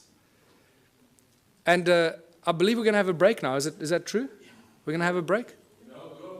No break? So I was going to have a 10-minute break, but mostly for your sanity, I'm used to this. So I believe that we're reaching the conclusion of a prophecy. All the ancient cultures have these great, amazing prophecies that last thousands and thousands of years, and they say that the end days will be as the first days. Did you know that in 1980, in the mid-80s, 4 of the North American native tribes came to South Africa to meet with Creator Mutwa and some of the African shaman because they believe that the new age will rise out of South Africa. It was quite amazing. And they had all these ceremonies at these sacred sites and so forth. So the end days will be as the first days. Well, if humanity arose out of South Africa, then it should restart there again. And it makes me quite curious to see what's going on in South Africa at the moment. There's some really interesting things, and I seem to be involved in a few of those for some reason, but we're rediscovering free energy. We're discovering that sound is a source of energy. We just need to realize how to use it, figure out how to use all these ancient stone circles that give us insane amounts of free energy every second of the day. We just don't know how to use it. We're crossing the galactic plane. It's the rise and fall of civilizations, concluding these giant, as Plato called it, the great year. We're exposed to frequencies and energies that we probably haven't experienced in the last 26,000 years. So no wonder we're going through, turmoil, and a lot of people are going crazy. They don't know how to deal with it. We're exposed to galactic light from the great sun, the cosmic, the center of our galaxy. And we're exploding with consciousness. Why? Why are we exploding with consciousness? Because this galactic light is activating our DNA, and there's plenty of scientific evidence for that you can go and look at if you still don't believe that. And it's doing amazing things. It's not just activating our junk DNA, 97% of it. So as our junk DNA gets activated, it creates a feedback mechanism, and we start to think higher thoughts, and our consciousness grows quicker and quicker. It's a beautiful thing, this, people. And it's all connected to these crazy people, 280,000 years ago, building stone circles in South Africa. They created us and allowed us to get to this point where we can contemplate our own existence and our own humanness and figure out how we fit into this great, crazy picture. We connect to the morphogenic field and realize that the resonance is the substance of the morphogenic field and plays a very important role in, spooky action at a distance that scientists are still trying to wrap their heads around. How does this all work? And this is where I realized that if we don't learn something from this ancient civilization and apply it today, it's going to be completely wasted. So I realized that these people lived for long, extended periods of time without money. And it was Kerry Cassidy, when she first came to visit me 3 years ago, she suggested to me, you know what, you should start a political party. Because when you start sharing this information, it's not going to go down well, and you need to create a platform of credibility and protection. So I did that. And the Ubuntu Liberation Movement has now been registered as a fully fledged political party in South Africa, and I'm going to be running for president next year. That's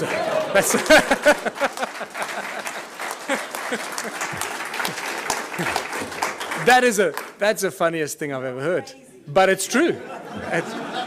I just realized, hey, we're running, yeah. And then somebody said, so does it mean you're running for president? I had to do a double take. Oh, shit, yeah. I guess it means that, yeah. We're just trying to cause trouble. We're just trying to inject the virus into the organism, but it has some really spectacular side effects or things that we have to do. So we are all born on this beautiful planet, and we're all born free. And yet, we cannot move around freely. We cannot live where we choose to. We have to follow rules and laws that we didn't agree to when we were born. We have to work to pay taxes and to earn this thing called money. We didn't agree to that either when we were born. We didn't agree to be given a number and be treated like a corporation. We are living, breathing human beings. We're not numbers of infinite soul and flesh and blood. And yet that's not how we're being treated. The restrictions on humanity are endless, and they're getting worse by the day. The current situation is very simple. Every socio-political system has failed us. This is why we're in this mess. Otherwise, we wouldn't be talking about this stuff, right? If it was hunky-dory. Humans everywhere live in misery. There seems to be no happy outcome to the political and economic mess of the planet. Every year, every month, it gets worse. More poverty, more hunger, more homelessness, more misery. The global economic collapse is imminent. The fact that we still have a global economic system is actually miraculous, but it is a clear indication how powerful those individuals are that control the global economy. They have infinite power as it is now. Only us, only we can do something about it. And there's some simple things that we can do about it to change everything about our lives and how we continue living as living, breathing human beings and not numbers and corporations or fictional entities. 1/3 of the world's food goes to waste. This is spectacular. What kind of creatures have we become that we deny 1/3 of the global population food because they don't have money? We don't hand it out, we dump it, we destroy it, because we can't give it to them for free. They need money, they need to work, lazy bastards. Do some work, go get a job, become a respectable member of society, get a job. We don't need jobs. It's the last thing we need. Every time I hear politicians say, we're going to create jobs, I sense shivers down my spine. It's the last thing we need. Busyness. Keep you busy, running around, forgetting what you should be doing, what kind of life you should be living. It's all encoded in the language that we use. How did it get so bad? This is where we get back to what we've just been to, the ancient civilizations. A small group of royal political families and the banking elite families took control of the world. This didn't happen last year or 100 years ago. This happened thousands of years ago, people. It started with the Sumerians about 6,000 years ago in the Middle East, in Sumeria. When the Sumerian tablets tell us, when kingdom was lowered to earth from heaven, that's why I pointed it out to you. They tell us, kingdom was lowered to earth. Suddenly we see these priest kings appear out of nowhere. How did these guys suddenly take on this higher than thou situation? Who the hell are they? Where did they come from? Oh, people lived happily, and suddenly one guy said, hold on, I'm going to be your king. You're going to have to work for me and pay taxes. Screw you, buddy. I don't know. So how did these priest kings in ancient times become so powerful? Because they were appointed by the gods. I'm not talking about God with a big G here. I'm talking about the gods with a small g, these arrogant pricks that came here and disturbed us on this beautiful planet. And what happened next after they appointed the priest kings? The most spectacular, miraculous thing happened. These priest kings created money. Money is not part of natural evolution. This is a complete misunderstanding of human history. Anyone that teaches you that has not done their homework. Money was maliciously introduced in ancient times as a tool of enslavement, the absolute tool of enslavement, and we are feeling the worst brunt of it right now. We are the guys, we are the civilization, we are the people in the history of this planet right now that can make a change. It's up to us what we do with this information and how we move from here forward. Today there are three main banking families, there are arguably a few more, but the big ones, obviously the Rothschilds, the Rockefellers, the Morgans, they control everything. They own all the banks in the world. How can I make the statement? Because they're the guys that bail out the banks when they go under. So they own them. It's simple, right? If you bail somebody out, you're going to own them. And you're not going to bail something out that you don't own, or at least that you don't control. So the World Bank, the IMF, the BI, the Bank of International Settlement in Basel, Switzerland, most people aren't even aware that there's a thing called the Bank of International Settlement. When they discover this, they, what? Wow, that's amazing. I hope they're good people. Can't they give us a loan? Remember, people, money doesn't exist. Okay, I'm going to get into this. Yes, did you want to say? What I don't understand is, you now say all the past history was rubbish and it was all evil, but still you want to run for government and president. I don't understand it. So okay. You believe in the system, but everything else is rubbish. No. I don't. No. Well, that's what you're actually saying. No. You're getting the wrong end of the stick. We created the, yes, you are. We created the Ubuntu Liberation Movement. I'm going through it now. Just hold on. You'll understand where I'm going with this. Okay. There's going to be another point in time to ask questions. Okay. I discussed this because this is quite central for our understanding of who we are. Yeah. Okay.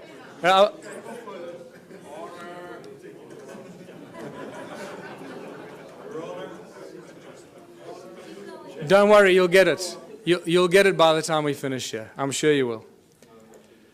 The banking families own the world. It's simple as that. If you don't believe that, then you also haven't done your homework. So all the discussions we've been having, and I've been going into many of these discussions, money keeps coming up all the time. But remember, money doesn't exist. Money is just empty promises. There is no thing as money. In fact, for those of you that know, I've been actively involved in legal cases in South Africa against the banks. Not just the banks, against the central bank, the South African Reserve Bank, the Minister of Finance as well. I've even opened up a constitutional court case against the banks, the Minister of Finance and the Reserve Bank, which had an interesting ending. If we have time, we can talk about that. But it doesn't stop. 2 years ago, myself and a small group of other people, mostly Scott Kundell, started asking the banks certain questions. And we couldn't get answers out of them. And then we started doing research and realizing how it all works. And for the fractional reserve system, you all know that, or you should know that. And the fact that money doesn't exist. In fact, in the South African Bank Act, to my horror of horrors, and I was in court, and I was doing research to stand up and defend myself, because the only way we can do this is when you stand up in court and defend yourself. So we didn't use lawyers. I went there and I stood and defended myself against the most, highest paid lawyers money can buy. And not just one of them. I was alone in the court against a judge that you have to call my lord and bow down when you walk into the court, my lord. And you start realizing the cabal, ritualistic club that these people belong to. It's spectacular. They wear black robes. And you go there and call it my lord, my lord. I thought I was going to cause trouble at first, but then I bit my tongue and I didn't do that. But what I found is that in the Bank Act in South Africa, and I'm sure the same goes for the rest of the world, there is no definition for the world money. There is, however, a definition for bills of exchange, promissory notes, and negotiable instruments. And I realized the banks don't work with money. The banks work with promissory notes, bills of exchange, and negotiable instrument. And those are called liquid because they have value. They are the liquid, valuable instruments, negotiable instruments, that banks work with behind the scenes. And this becomes really exciting and interesting. So we started realizing we could create promissory notes and bills of exchange and liquid negotiable instruments as soon as they have our signature on it. And we started doing some of this, just causing trouble. Anyway, it didn't get us very far because the judges didn't understand this at all. They thought we were just causing trouble with the courts. But nevertheless, what we managed to do in the 3 Supreme Court cases that I defended myself against these banksters, we managed to get very important things out of the lawyers or the bankers. They admitted to everything we accused them of. We accuse them of breaking the contract law because they don't have what they pretend to loan. They don't have the money. Remember, in contract law, you can't lend something that you do not possess. So that was one of our arguments. So we said, well, the banks aren't actually banks because they don't own any money. And they admitted, yes, no, we don't own any money. So, okay, great. Judge, did you get that? And then we said, well, that means that you're an agent and you're not a banker, so you can't charge interest and you can't come after me because the contract is null and void. And then we realized that they securitize your signature. They sell every document you have, every document you sign with your signature on it and has a value on it is sold in a process called securitization. And this is a global industry. Global banking industry works with securitization. And they're very proud of it. They publish the securitization information on their websites. But then when you argue securitization in court, they deny it. They say, no, we don't know what you're talking about. No. And the judges don't go and do their homework because the judges are so blinded by the banks and the lawyers, they just follow. They just can't imagine that the banks could be lying. So they agree that they practice securitization. Well, first of all, they denied that there is anything called securitization. They accused us of being fanciful and making things up, and that they didn't have money to lend. We accused them of not having locus standi or any rights to start the action against you because they sell your documents and your contract to a third party called a special purpose vehicle. And that special purpose vehicle company is a third party that takes complete ownership of your property, your car, your credit card debt, your overdraft. Everything is securitized by the banks because they don't have money. That's how they make money for themselves. It's all shuffling paper and bookkeeping entries and selling empty promises. And this is how junk bonds are created, because once you haven't paid on your bond, 3 months after you haven't paid on your home loan, your bond, that goes stale. What the SPV does, they then claim insurance on it, and they file it. So the SPV gets paid, the bank has been paid the moment they sell your signature to them. Everyone's been paid, but you keep paying for your home loan for the next 30 years. The moment you stop paying, the bank comes after you, says you owe us money. There's a contract, my lord.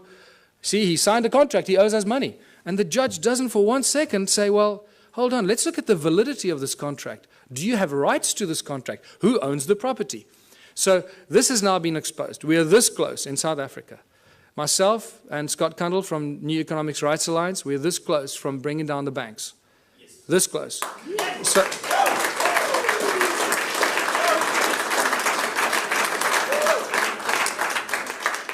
because they're just lying thieves. What you're talking about, the global banking industry, people, is nothing more than the largest legalized organized crime syndicate.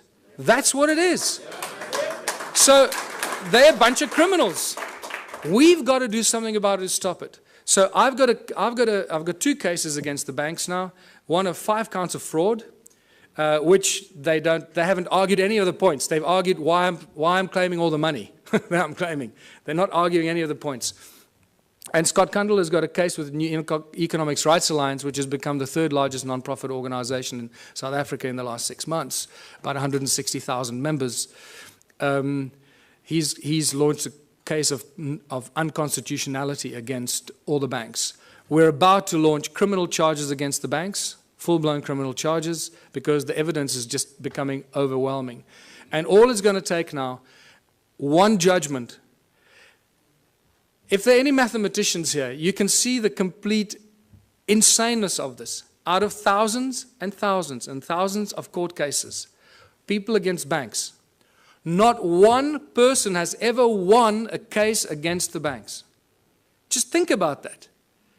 Clearly, this is stacked in favor of the banks. Clearly. And the judges are either paid off or they're too stupid to understand what's going on. But things have changed. We have a few situations in South Africa. We've had small victories where the banks withdrew. This is how clever they are. They withdraw before they get a judgment, or they abandon. So there isn't a precedent on the record. So you can't then go and argue the precedent. So they're very clever with this. But we're going to force them into a judgment because of what we're doing. And it's just going to take that first judgment and then it's all over. The entire global banking system works on the same principles, and it's just going to be a domino effect. And we'll do what Iceland did, hopefully. Just reverse all the mortgage loans, reverse all the car loans, credit card, just just reverse everything, because these thugs have stolen trillions from us and make us their slaves. And that's exactly what they do. And this is linked to our education system, because most people are indoctrinated into this way of thinking since childhood. Our education system has nothing to do with learning. It's really developed and funded by the banking families to condition humanity into following orders and respecting authority. They control the content of all the textbooks and transfer of information. Our schools are really just indoctrination camps to brainwash our children to follow orders and to bow to authority. It's got nothing to do with learning, people. The money controls the legal system, as I mentioned already. And if you just look on the internet on a daily basis, you'll see that the economic collapse is just imminent. It's somehow being kept alive. The question is, and this is what I need to end on, because we can't keep talking about doom and gloom all the time. We need to talk about what are we going to do as a species? What are we going to do when it all collapses? And this is where the most exciting thing happens. And this is my message to everyone in the world. This is where the true humanity shines, and we realize how beautifully we can survive without money. We have to find a new system, because this system is broken. It doesn't work. We cannot continue doing what we've been doing for the past 6,000 years. That is insanity, and as you know, insanity is defined as doing something over and over again and expecting different results. So hopefully after 6,000 years we now have learned. Don't try and fix the current system. Change it completely. What is the one thing that we can do to change it? You know what that is. And this is where the Ubuntu liberation movement comes in. Join the movement. Realize it's a movement about higher consciousness. It's about breaking all the norms that we've been conditioned to believe, standing up to authority, and taking back what belongs to us, living, breathing human beings. The Ubuntu contribution system, I called it contributionism in 2005 when I first started writing about it. Completely new social structure, abundance for all. It's based on ancient knowledge when they didn't have money, where everyone contributes their natural talents or acquired skills for the greatest benefit of all in the community. It's a simple system. It comes with a lot of questions because we're so poisoned by capitalism, consumerism. It raises many questions instantly, but I've been through this thousands and thousands of times. I can already tell you what you're thinking, and I'm going to tell you what you're thinking just now. It goes back to the African roots called Ubuntu. All ancient cultures, in a way, shared this African system called Ubuntu. They have different names for it, but it always comes down to the same thing. It's amazing that the ancient cultures survived for thousands of years, not using money, and they thrived, as Foster Gamble would say. And they had a similar philosophy. If it's not good for everyone, it's no good at all. And that is a beautiful philosophy that I'd like to share with everybody, because I don't want to do anybody harm, and I don't want to do anything that's going to harm anyone because it does me good. I'm not interested in doing that. And this is why the whole Ubuntu contributionism system, the Ubuntu movement, is a movement of higher consciousness. It is for people moving into a new age, a new era of higher consciousness. Exactly that. So that's the virus we want to inject into the South African Parliament. Higher consciousness. Not because I want to run for president. In fact, if by some miracle I became president, and this was a question that was asked me in Durban last weekend at our first public meeting. So what are you going to do if you become president? I said, well, the first thing I'll do is I'll dissolve the government. Just dissolve the whole government. Just dismantle it. And give the power to the people, wherever they are, to start their own local communities. Rewrite the laws. The laws we have are not written for the people, they're written for the corporations. Our inalienable rights, this is what I need to remind people of. And this is beautiful, because this is part of the ANC's Freedom Charter that they stood for over 100 years. Now, it's been very conveniently forgotten. And this has become the new Freedom Charter for the Ubuntu movement. The country belongs to the people. The land belongs to its people. The water, the minerals, the airwaves, doesn't belong to Vodafone, it belongs to the people. The forests and everything in the country belongs to the people. Yeah. The land in China belongs to the people, and they should do exactly the same. This applies to every country, people. It does not belong to the government or any large corporation that has laid claim to it. And when you read this statement, you realize that we've appointed our leaders to be our servants, but they're not serving us. We appointed them to do the best for us, not for them. So whatever we want and we need as a people, they should be doing for us. Is that happening? No. The opposite is happening. So what has happened here? The government is not serving the people. The only conclusion we can reach is that they're serving themselves and the corporations that fund them. They have turned the people into their slaves. The government and large corporations have stolen the country from its people. It's as simple as that. We've become the slaves, and unless we do something about it, it stops. How do we know this? In South Africa, I don't know about these countries. I believe the European countries, how it works now. I haven't done that research because I'm focusing there. The government of South Africa and the Republic of South Africa are both registered as two separate corporations on the US Securities Exchange. So they're corporations that trade us as commodities. Every week, new laws are passed. In every country, I guess. In South Africa, it's published in the Government Gazette. Nobody knows where to get it, how to read it, what it means, but they publish it in the Government Gazette and they get away with it. You see, it was published. You didn't object, so now it's a new law. That's how they get away with it. But every week, they publish new laws that we don't understand and we don't want. Our laws protect the corporations. They do not serve the people. Corporations have more rights than living, breathing human beings. I've witnessed this in my own presence in court on 3 occasions. And the fun gets better every day. Because, you know, for those of you that have been following some of what I've been doing, 2 weeks ago, our legal advisor, Raymond Dix, was attacked in his house by 10 armed men, tied up and held at gunpoint for 3.5 hours while they ransacked his office, his home office. They made it look like a robbery, but when they left and very carefully removed his computer, his hard drive, his backup hard drive, and his secondary hidden backup hard drive, which they knew exactly where it was, they left with only 2 other things. The legal files pertaining to my actions against the courts, the banks, and Scott Kundle's files, New Economics Rights Alliance, the Ubuntu movement, my movement, and New Economics Rights Alliance. Those are the only files, legal files that disappeared. So it's very clear what's going on here. The banks hit us where it hurts most, that our nerve center removed all our research, documentation, and files, but we had backups elsewhere.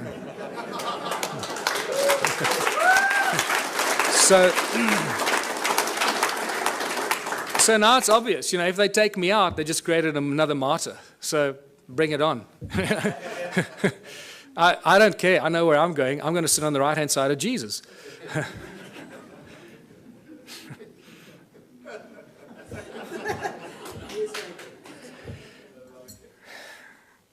We need a whole new legal system written for the people, by the people, not by the corporations and the governments that want to schneid the people into the ground. Everything in South Africa and in other countries belongs to the people. Eskom, for example, is the electricity supply giant. It supplies most of Africa with electricity.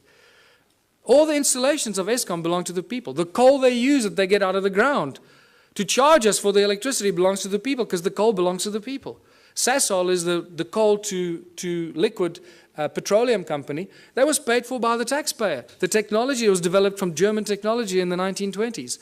That was paid for by the South African taxpayer, all the early installations for Sasol. So all the fuel that we should be driving on in South Africa, we should have virtually for free because all the components belong to the people. The railways run every day, but they don't transport people. They transport coal and wood.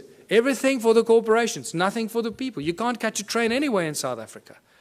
And so it goes. The forestry, the minerals. Forestry between Sappi and Mondi in South Africa, they own more than 1 million hectares of land that they somehow managed to take possession of.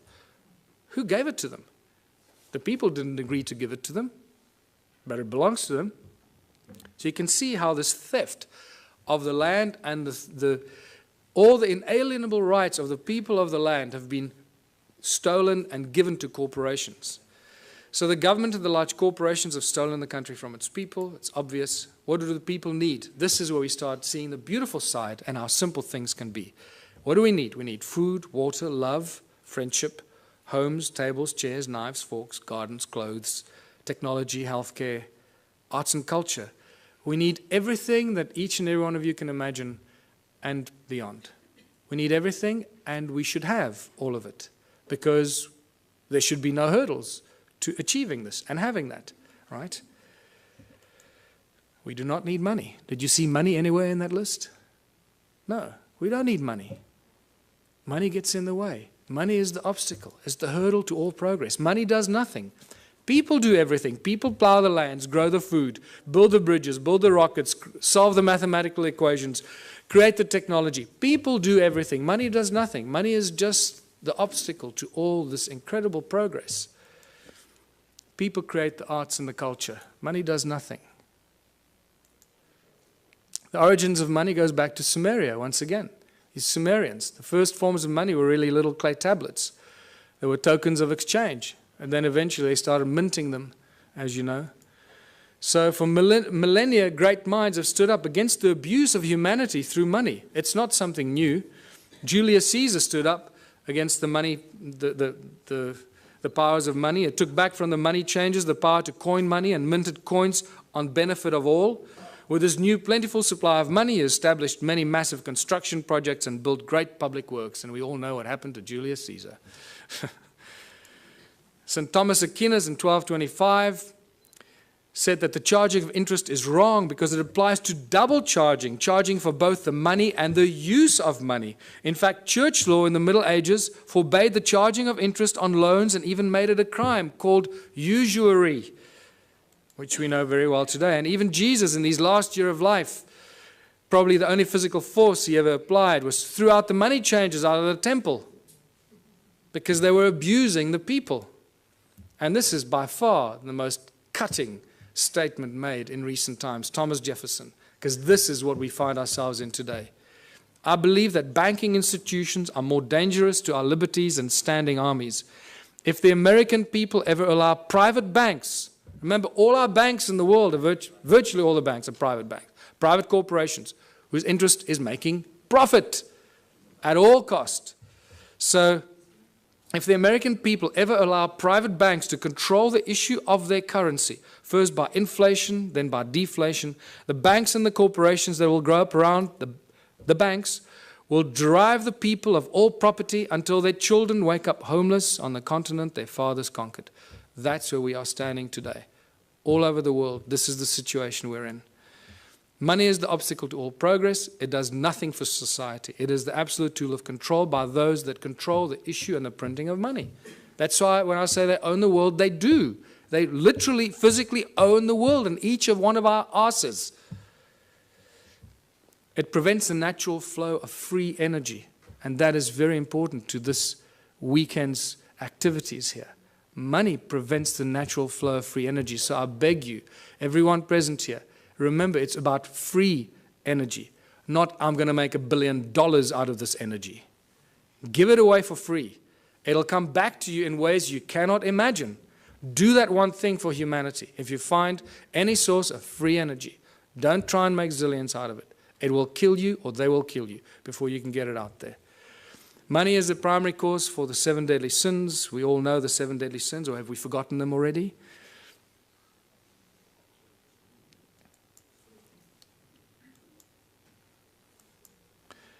It's not the love of money. Many people ask, oh, it's just the love of money. Money, there's nothing wrong with money, man. It's just a form of exchange. You know, we're so poisoned that we try and argue for it. We try and defend it. That's how poisoned our minds have become. It's incredible. It's not the love of money. It's the mere presence of money that causes all these problems. If you take money out of the system, all this stuff suddenly and miraculously vanishes. So what is the solution? If it's the mere presence of money or the love of money, of all of the above, what are we going to do to solve the problem? The answer is so blatantly obvious. Remove money. Just get rid of it. Get rid of it. What do we need it for? It's causing all the strife in our lives. It's destroying our planet. The mines are raping our Mother Earth, taking out the precious guts out of our Gaia and distributing it around the world to people that claim they own it. It's sick. The obvious questions, if you remove money, so who's going to shovel the crap? How are we going to pay for things? I'll just sit on my ass and do nothing. I want 50 Ferraris. You know, are we going back to the Dark Ages, living in caves? Is this a lawless society? Who's going to make the rules? Why should I do something I don't want? These are the first things. I know these are the most commonly asked questions, and I'm sure that you're asking some of them to yourselves. But I can tell you that as you work through this process of a moneyless society, a Ubuntu society, where everybody contributes their natural talents or acquired skills to the greatest benefit of all, with certain minor rules that are not rules, it's really just an agreement that this is how we're going to work together. The moment you start working in that kind of community, the abundance is so spectacular that we, right now, cannot imagine it.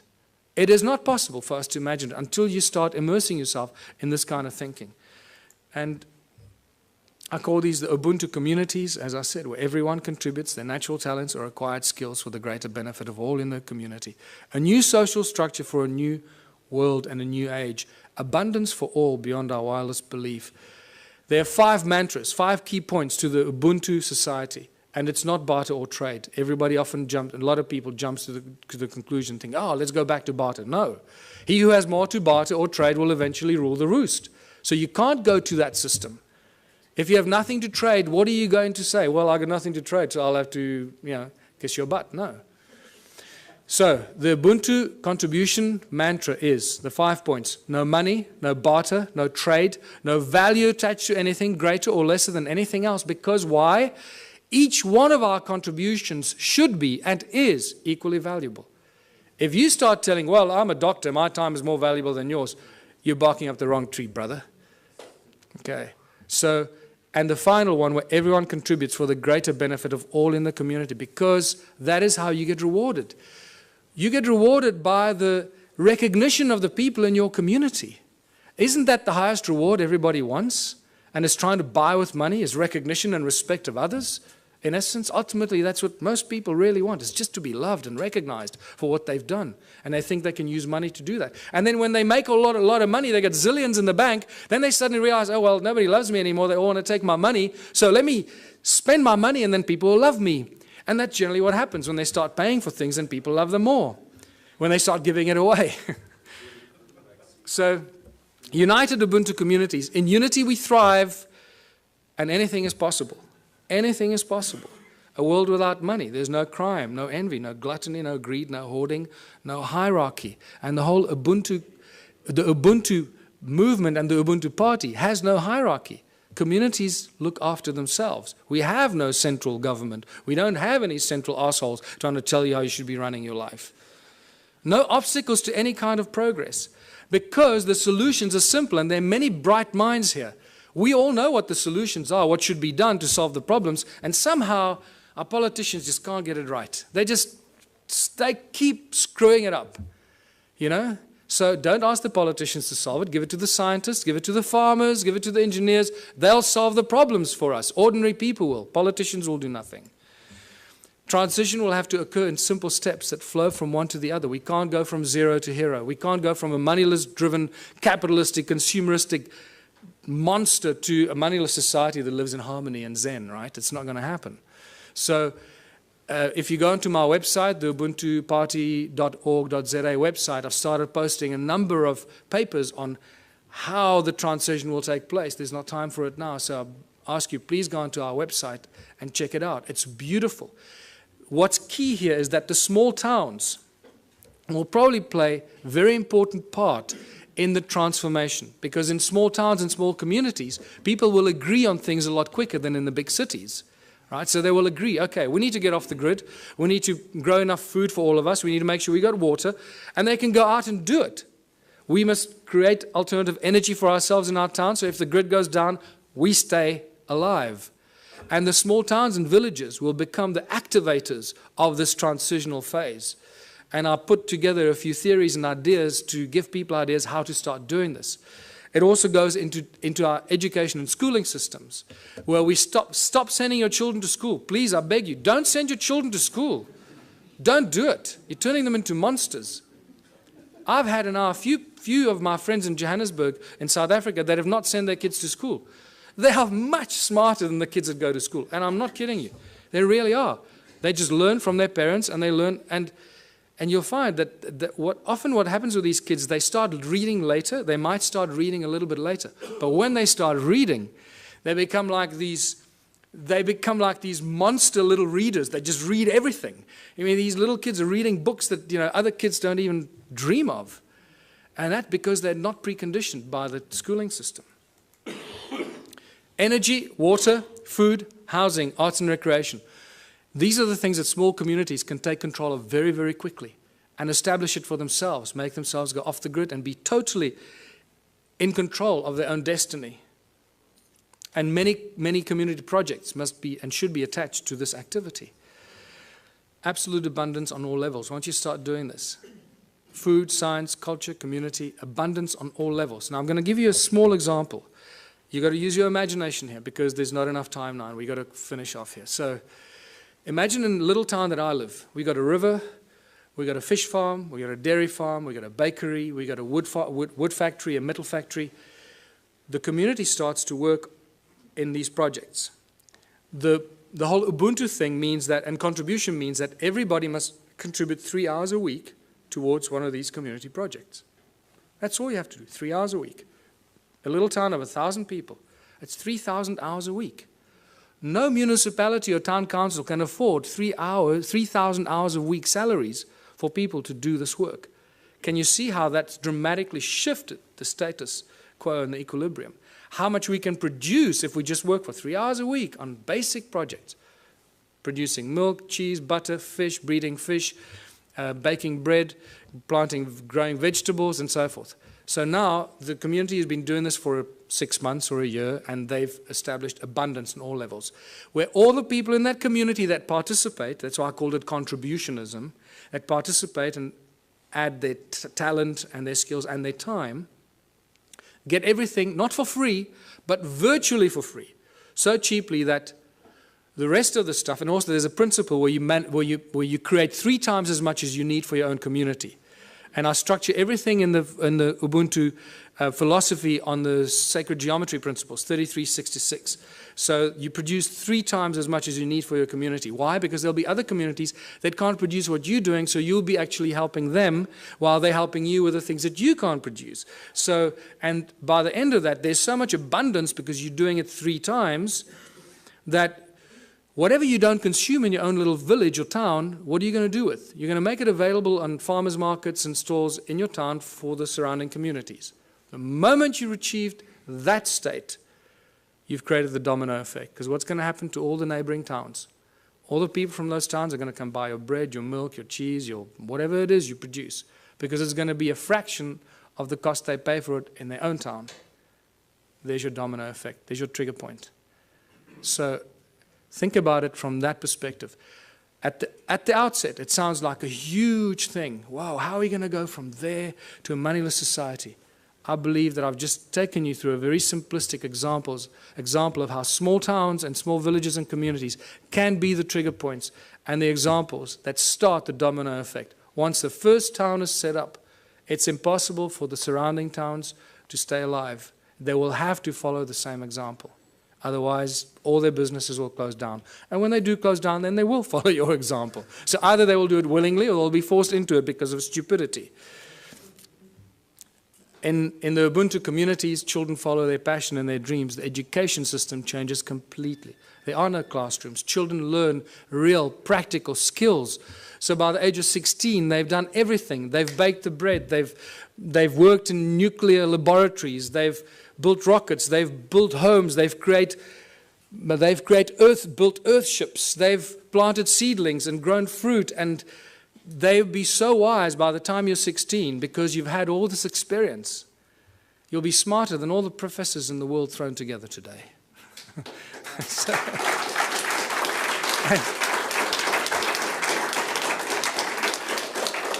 Take any school leaver today, put them on a farm, put them anywhere into a practical solution.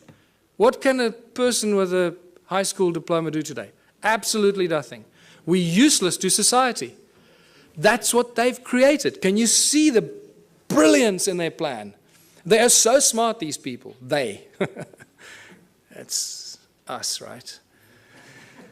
So we are so smart that we're doing this to ourselves, right? Where we create our children, turn our children into these little, we lock them up in jails for 12 years, most precious years of their life, and then throw them out to start all over again and be totally open to manipulation and control. So master teachers, only when a community decides that you're a master shoemaker, or you're a master rocket scientist, or you're a master baker, or a master this, only the community can decide who they will allow to teach their children. Isn't that a better system than teachers that go and get some diploma and they're real assholes and they teach your child? You go, God, how can that? I'm not going to let the teacher teach my child. The community will have the final say. So when I say decentralized government, that's how fine it becomes. The community chooses who their master teachers are, the people that they have respect for, and the people that they honor for their capacity and their ability. And this is how we grow, how we build Ubuntu communities, because only out of unity comes infinite diversity and abundance. Only out of unity. Anything else is a futile exercise that will bring us back to the same point at some future point in time. So I'm going to end here, because this is the end. Join the Ubuntu Liberation Movement. It's not just a South African entity. We've had various people around the world say to us, can we start the same thing in wherever? Yes. Go online. Start the same thing. Use all the material I've published. Put it out there. Share it with everybody. And become part of this transitional phase. And thank you for listening. I hope I gave you some food for thought.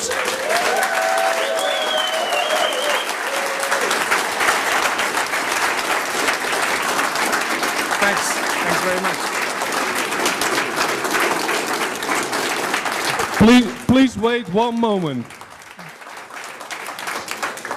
People are coming up to me and asking me, what can we do after the conference? Now, one of the things we can do after the conference, Michael needs exposure, big time.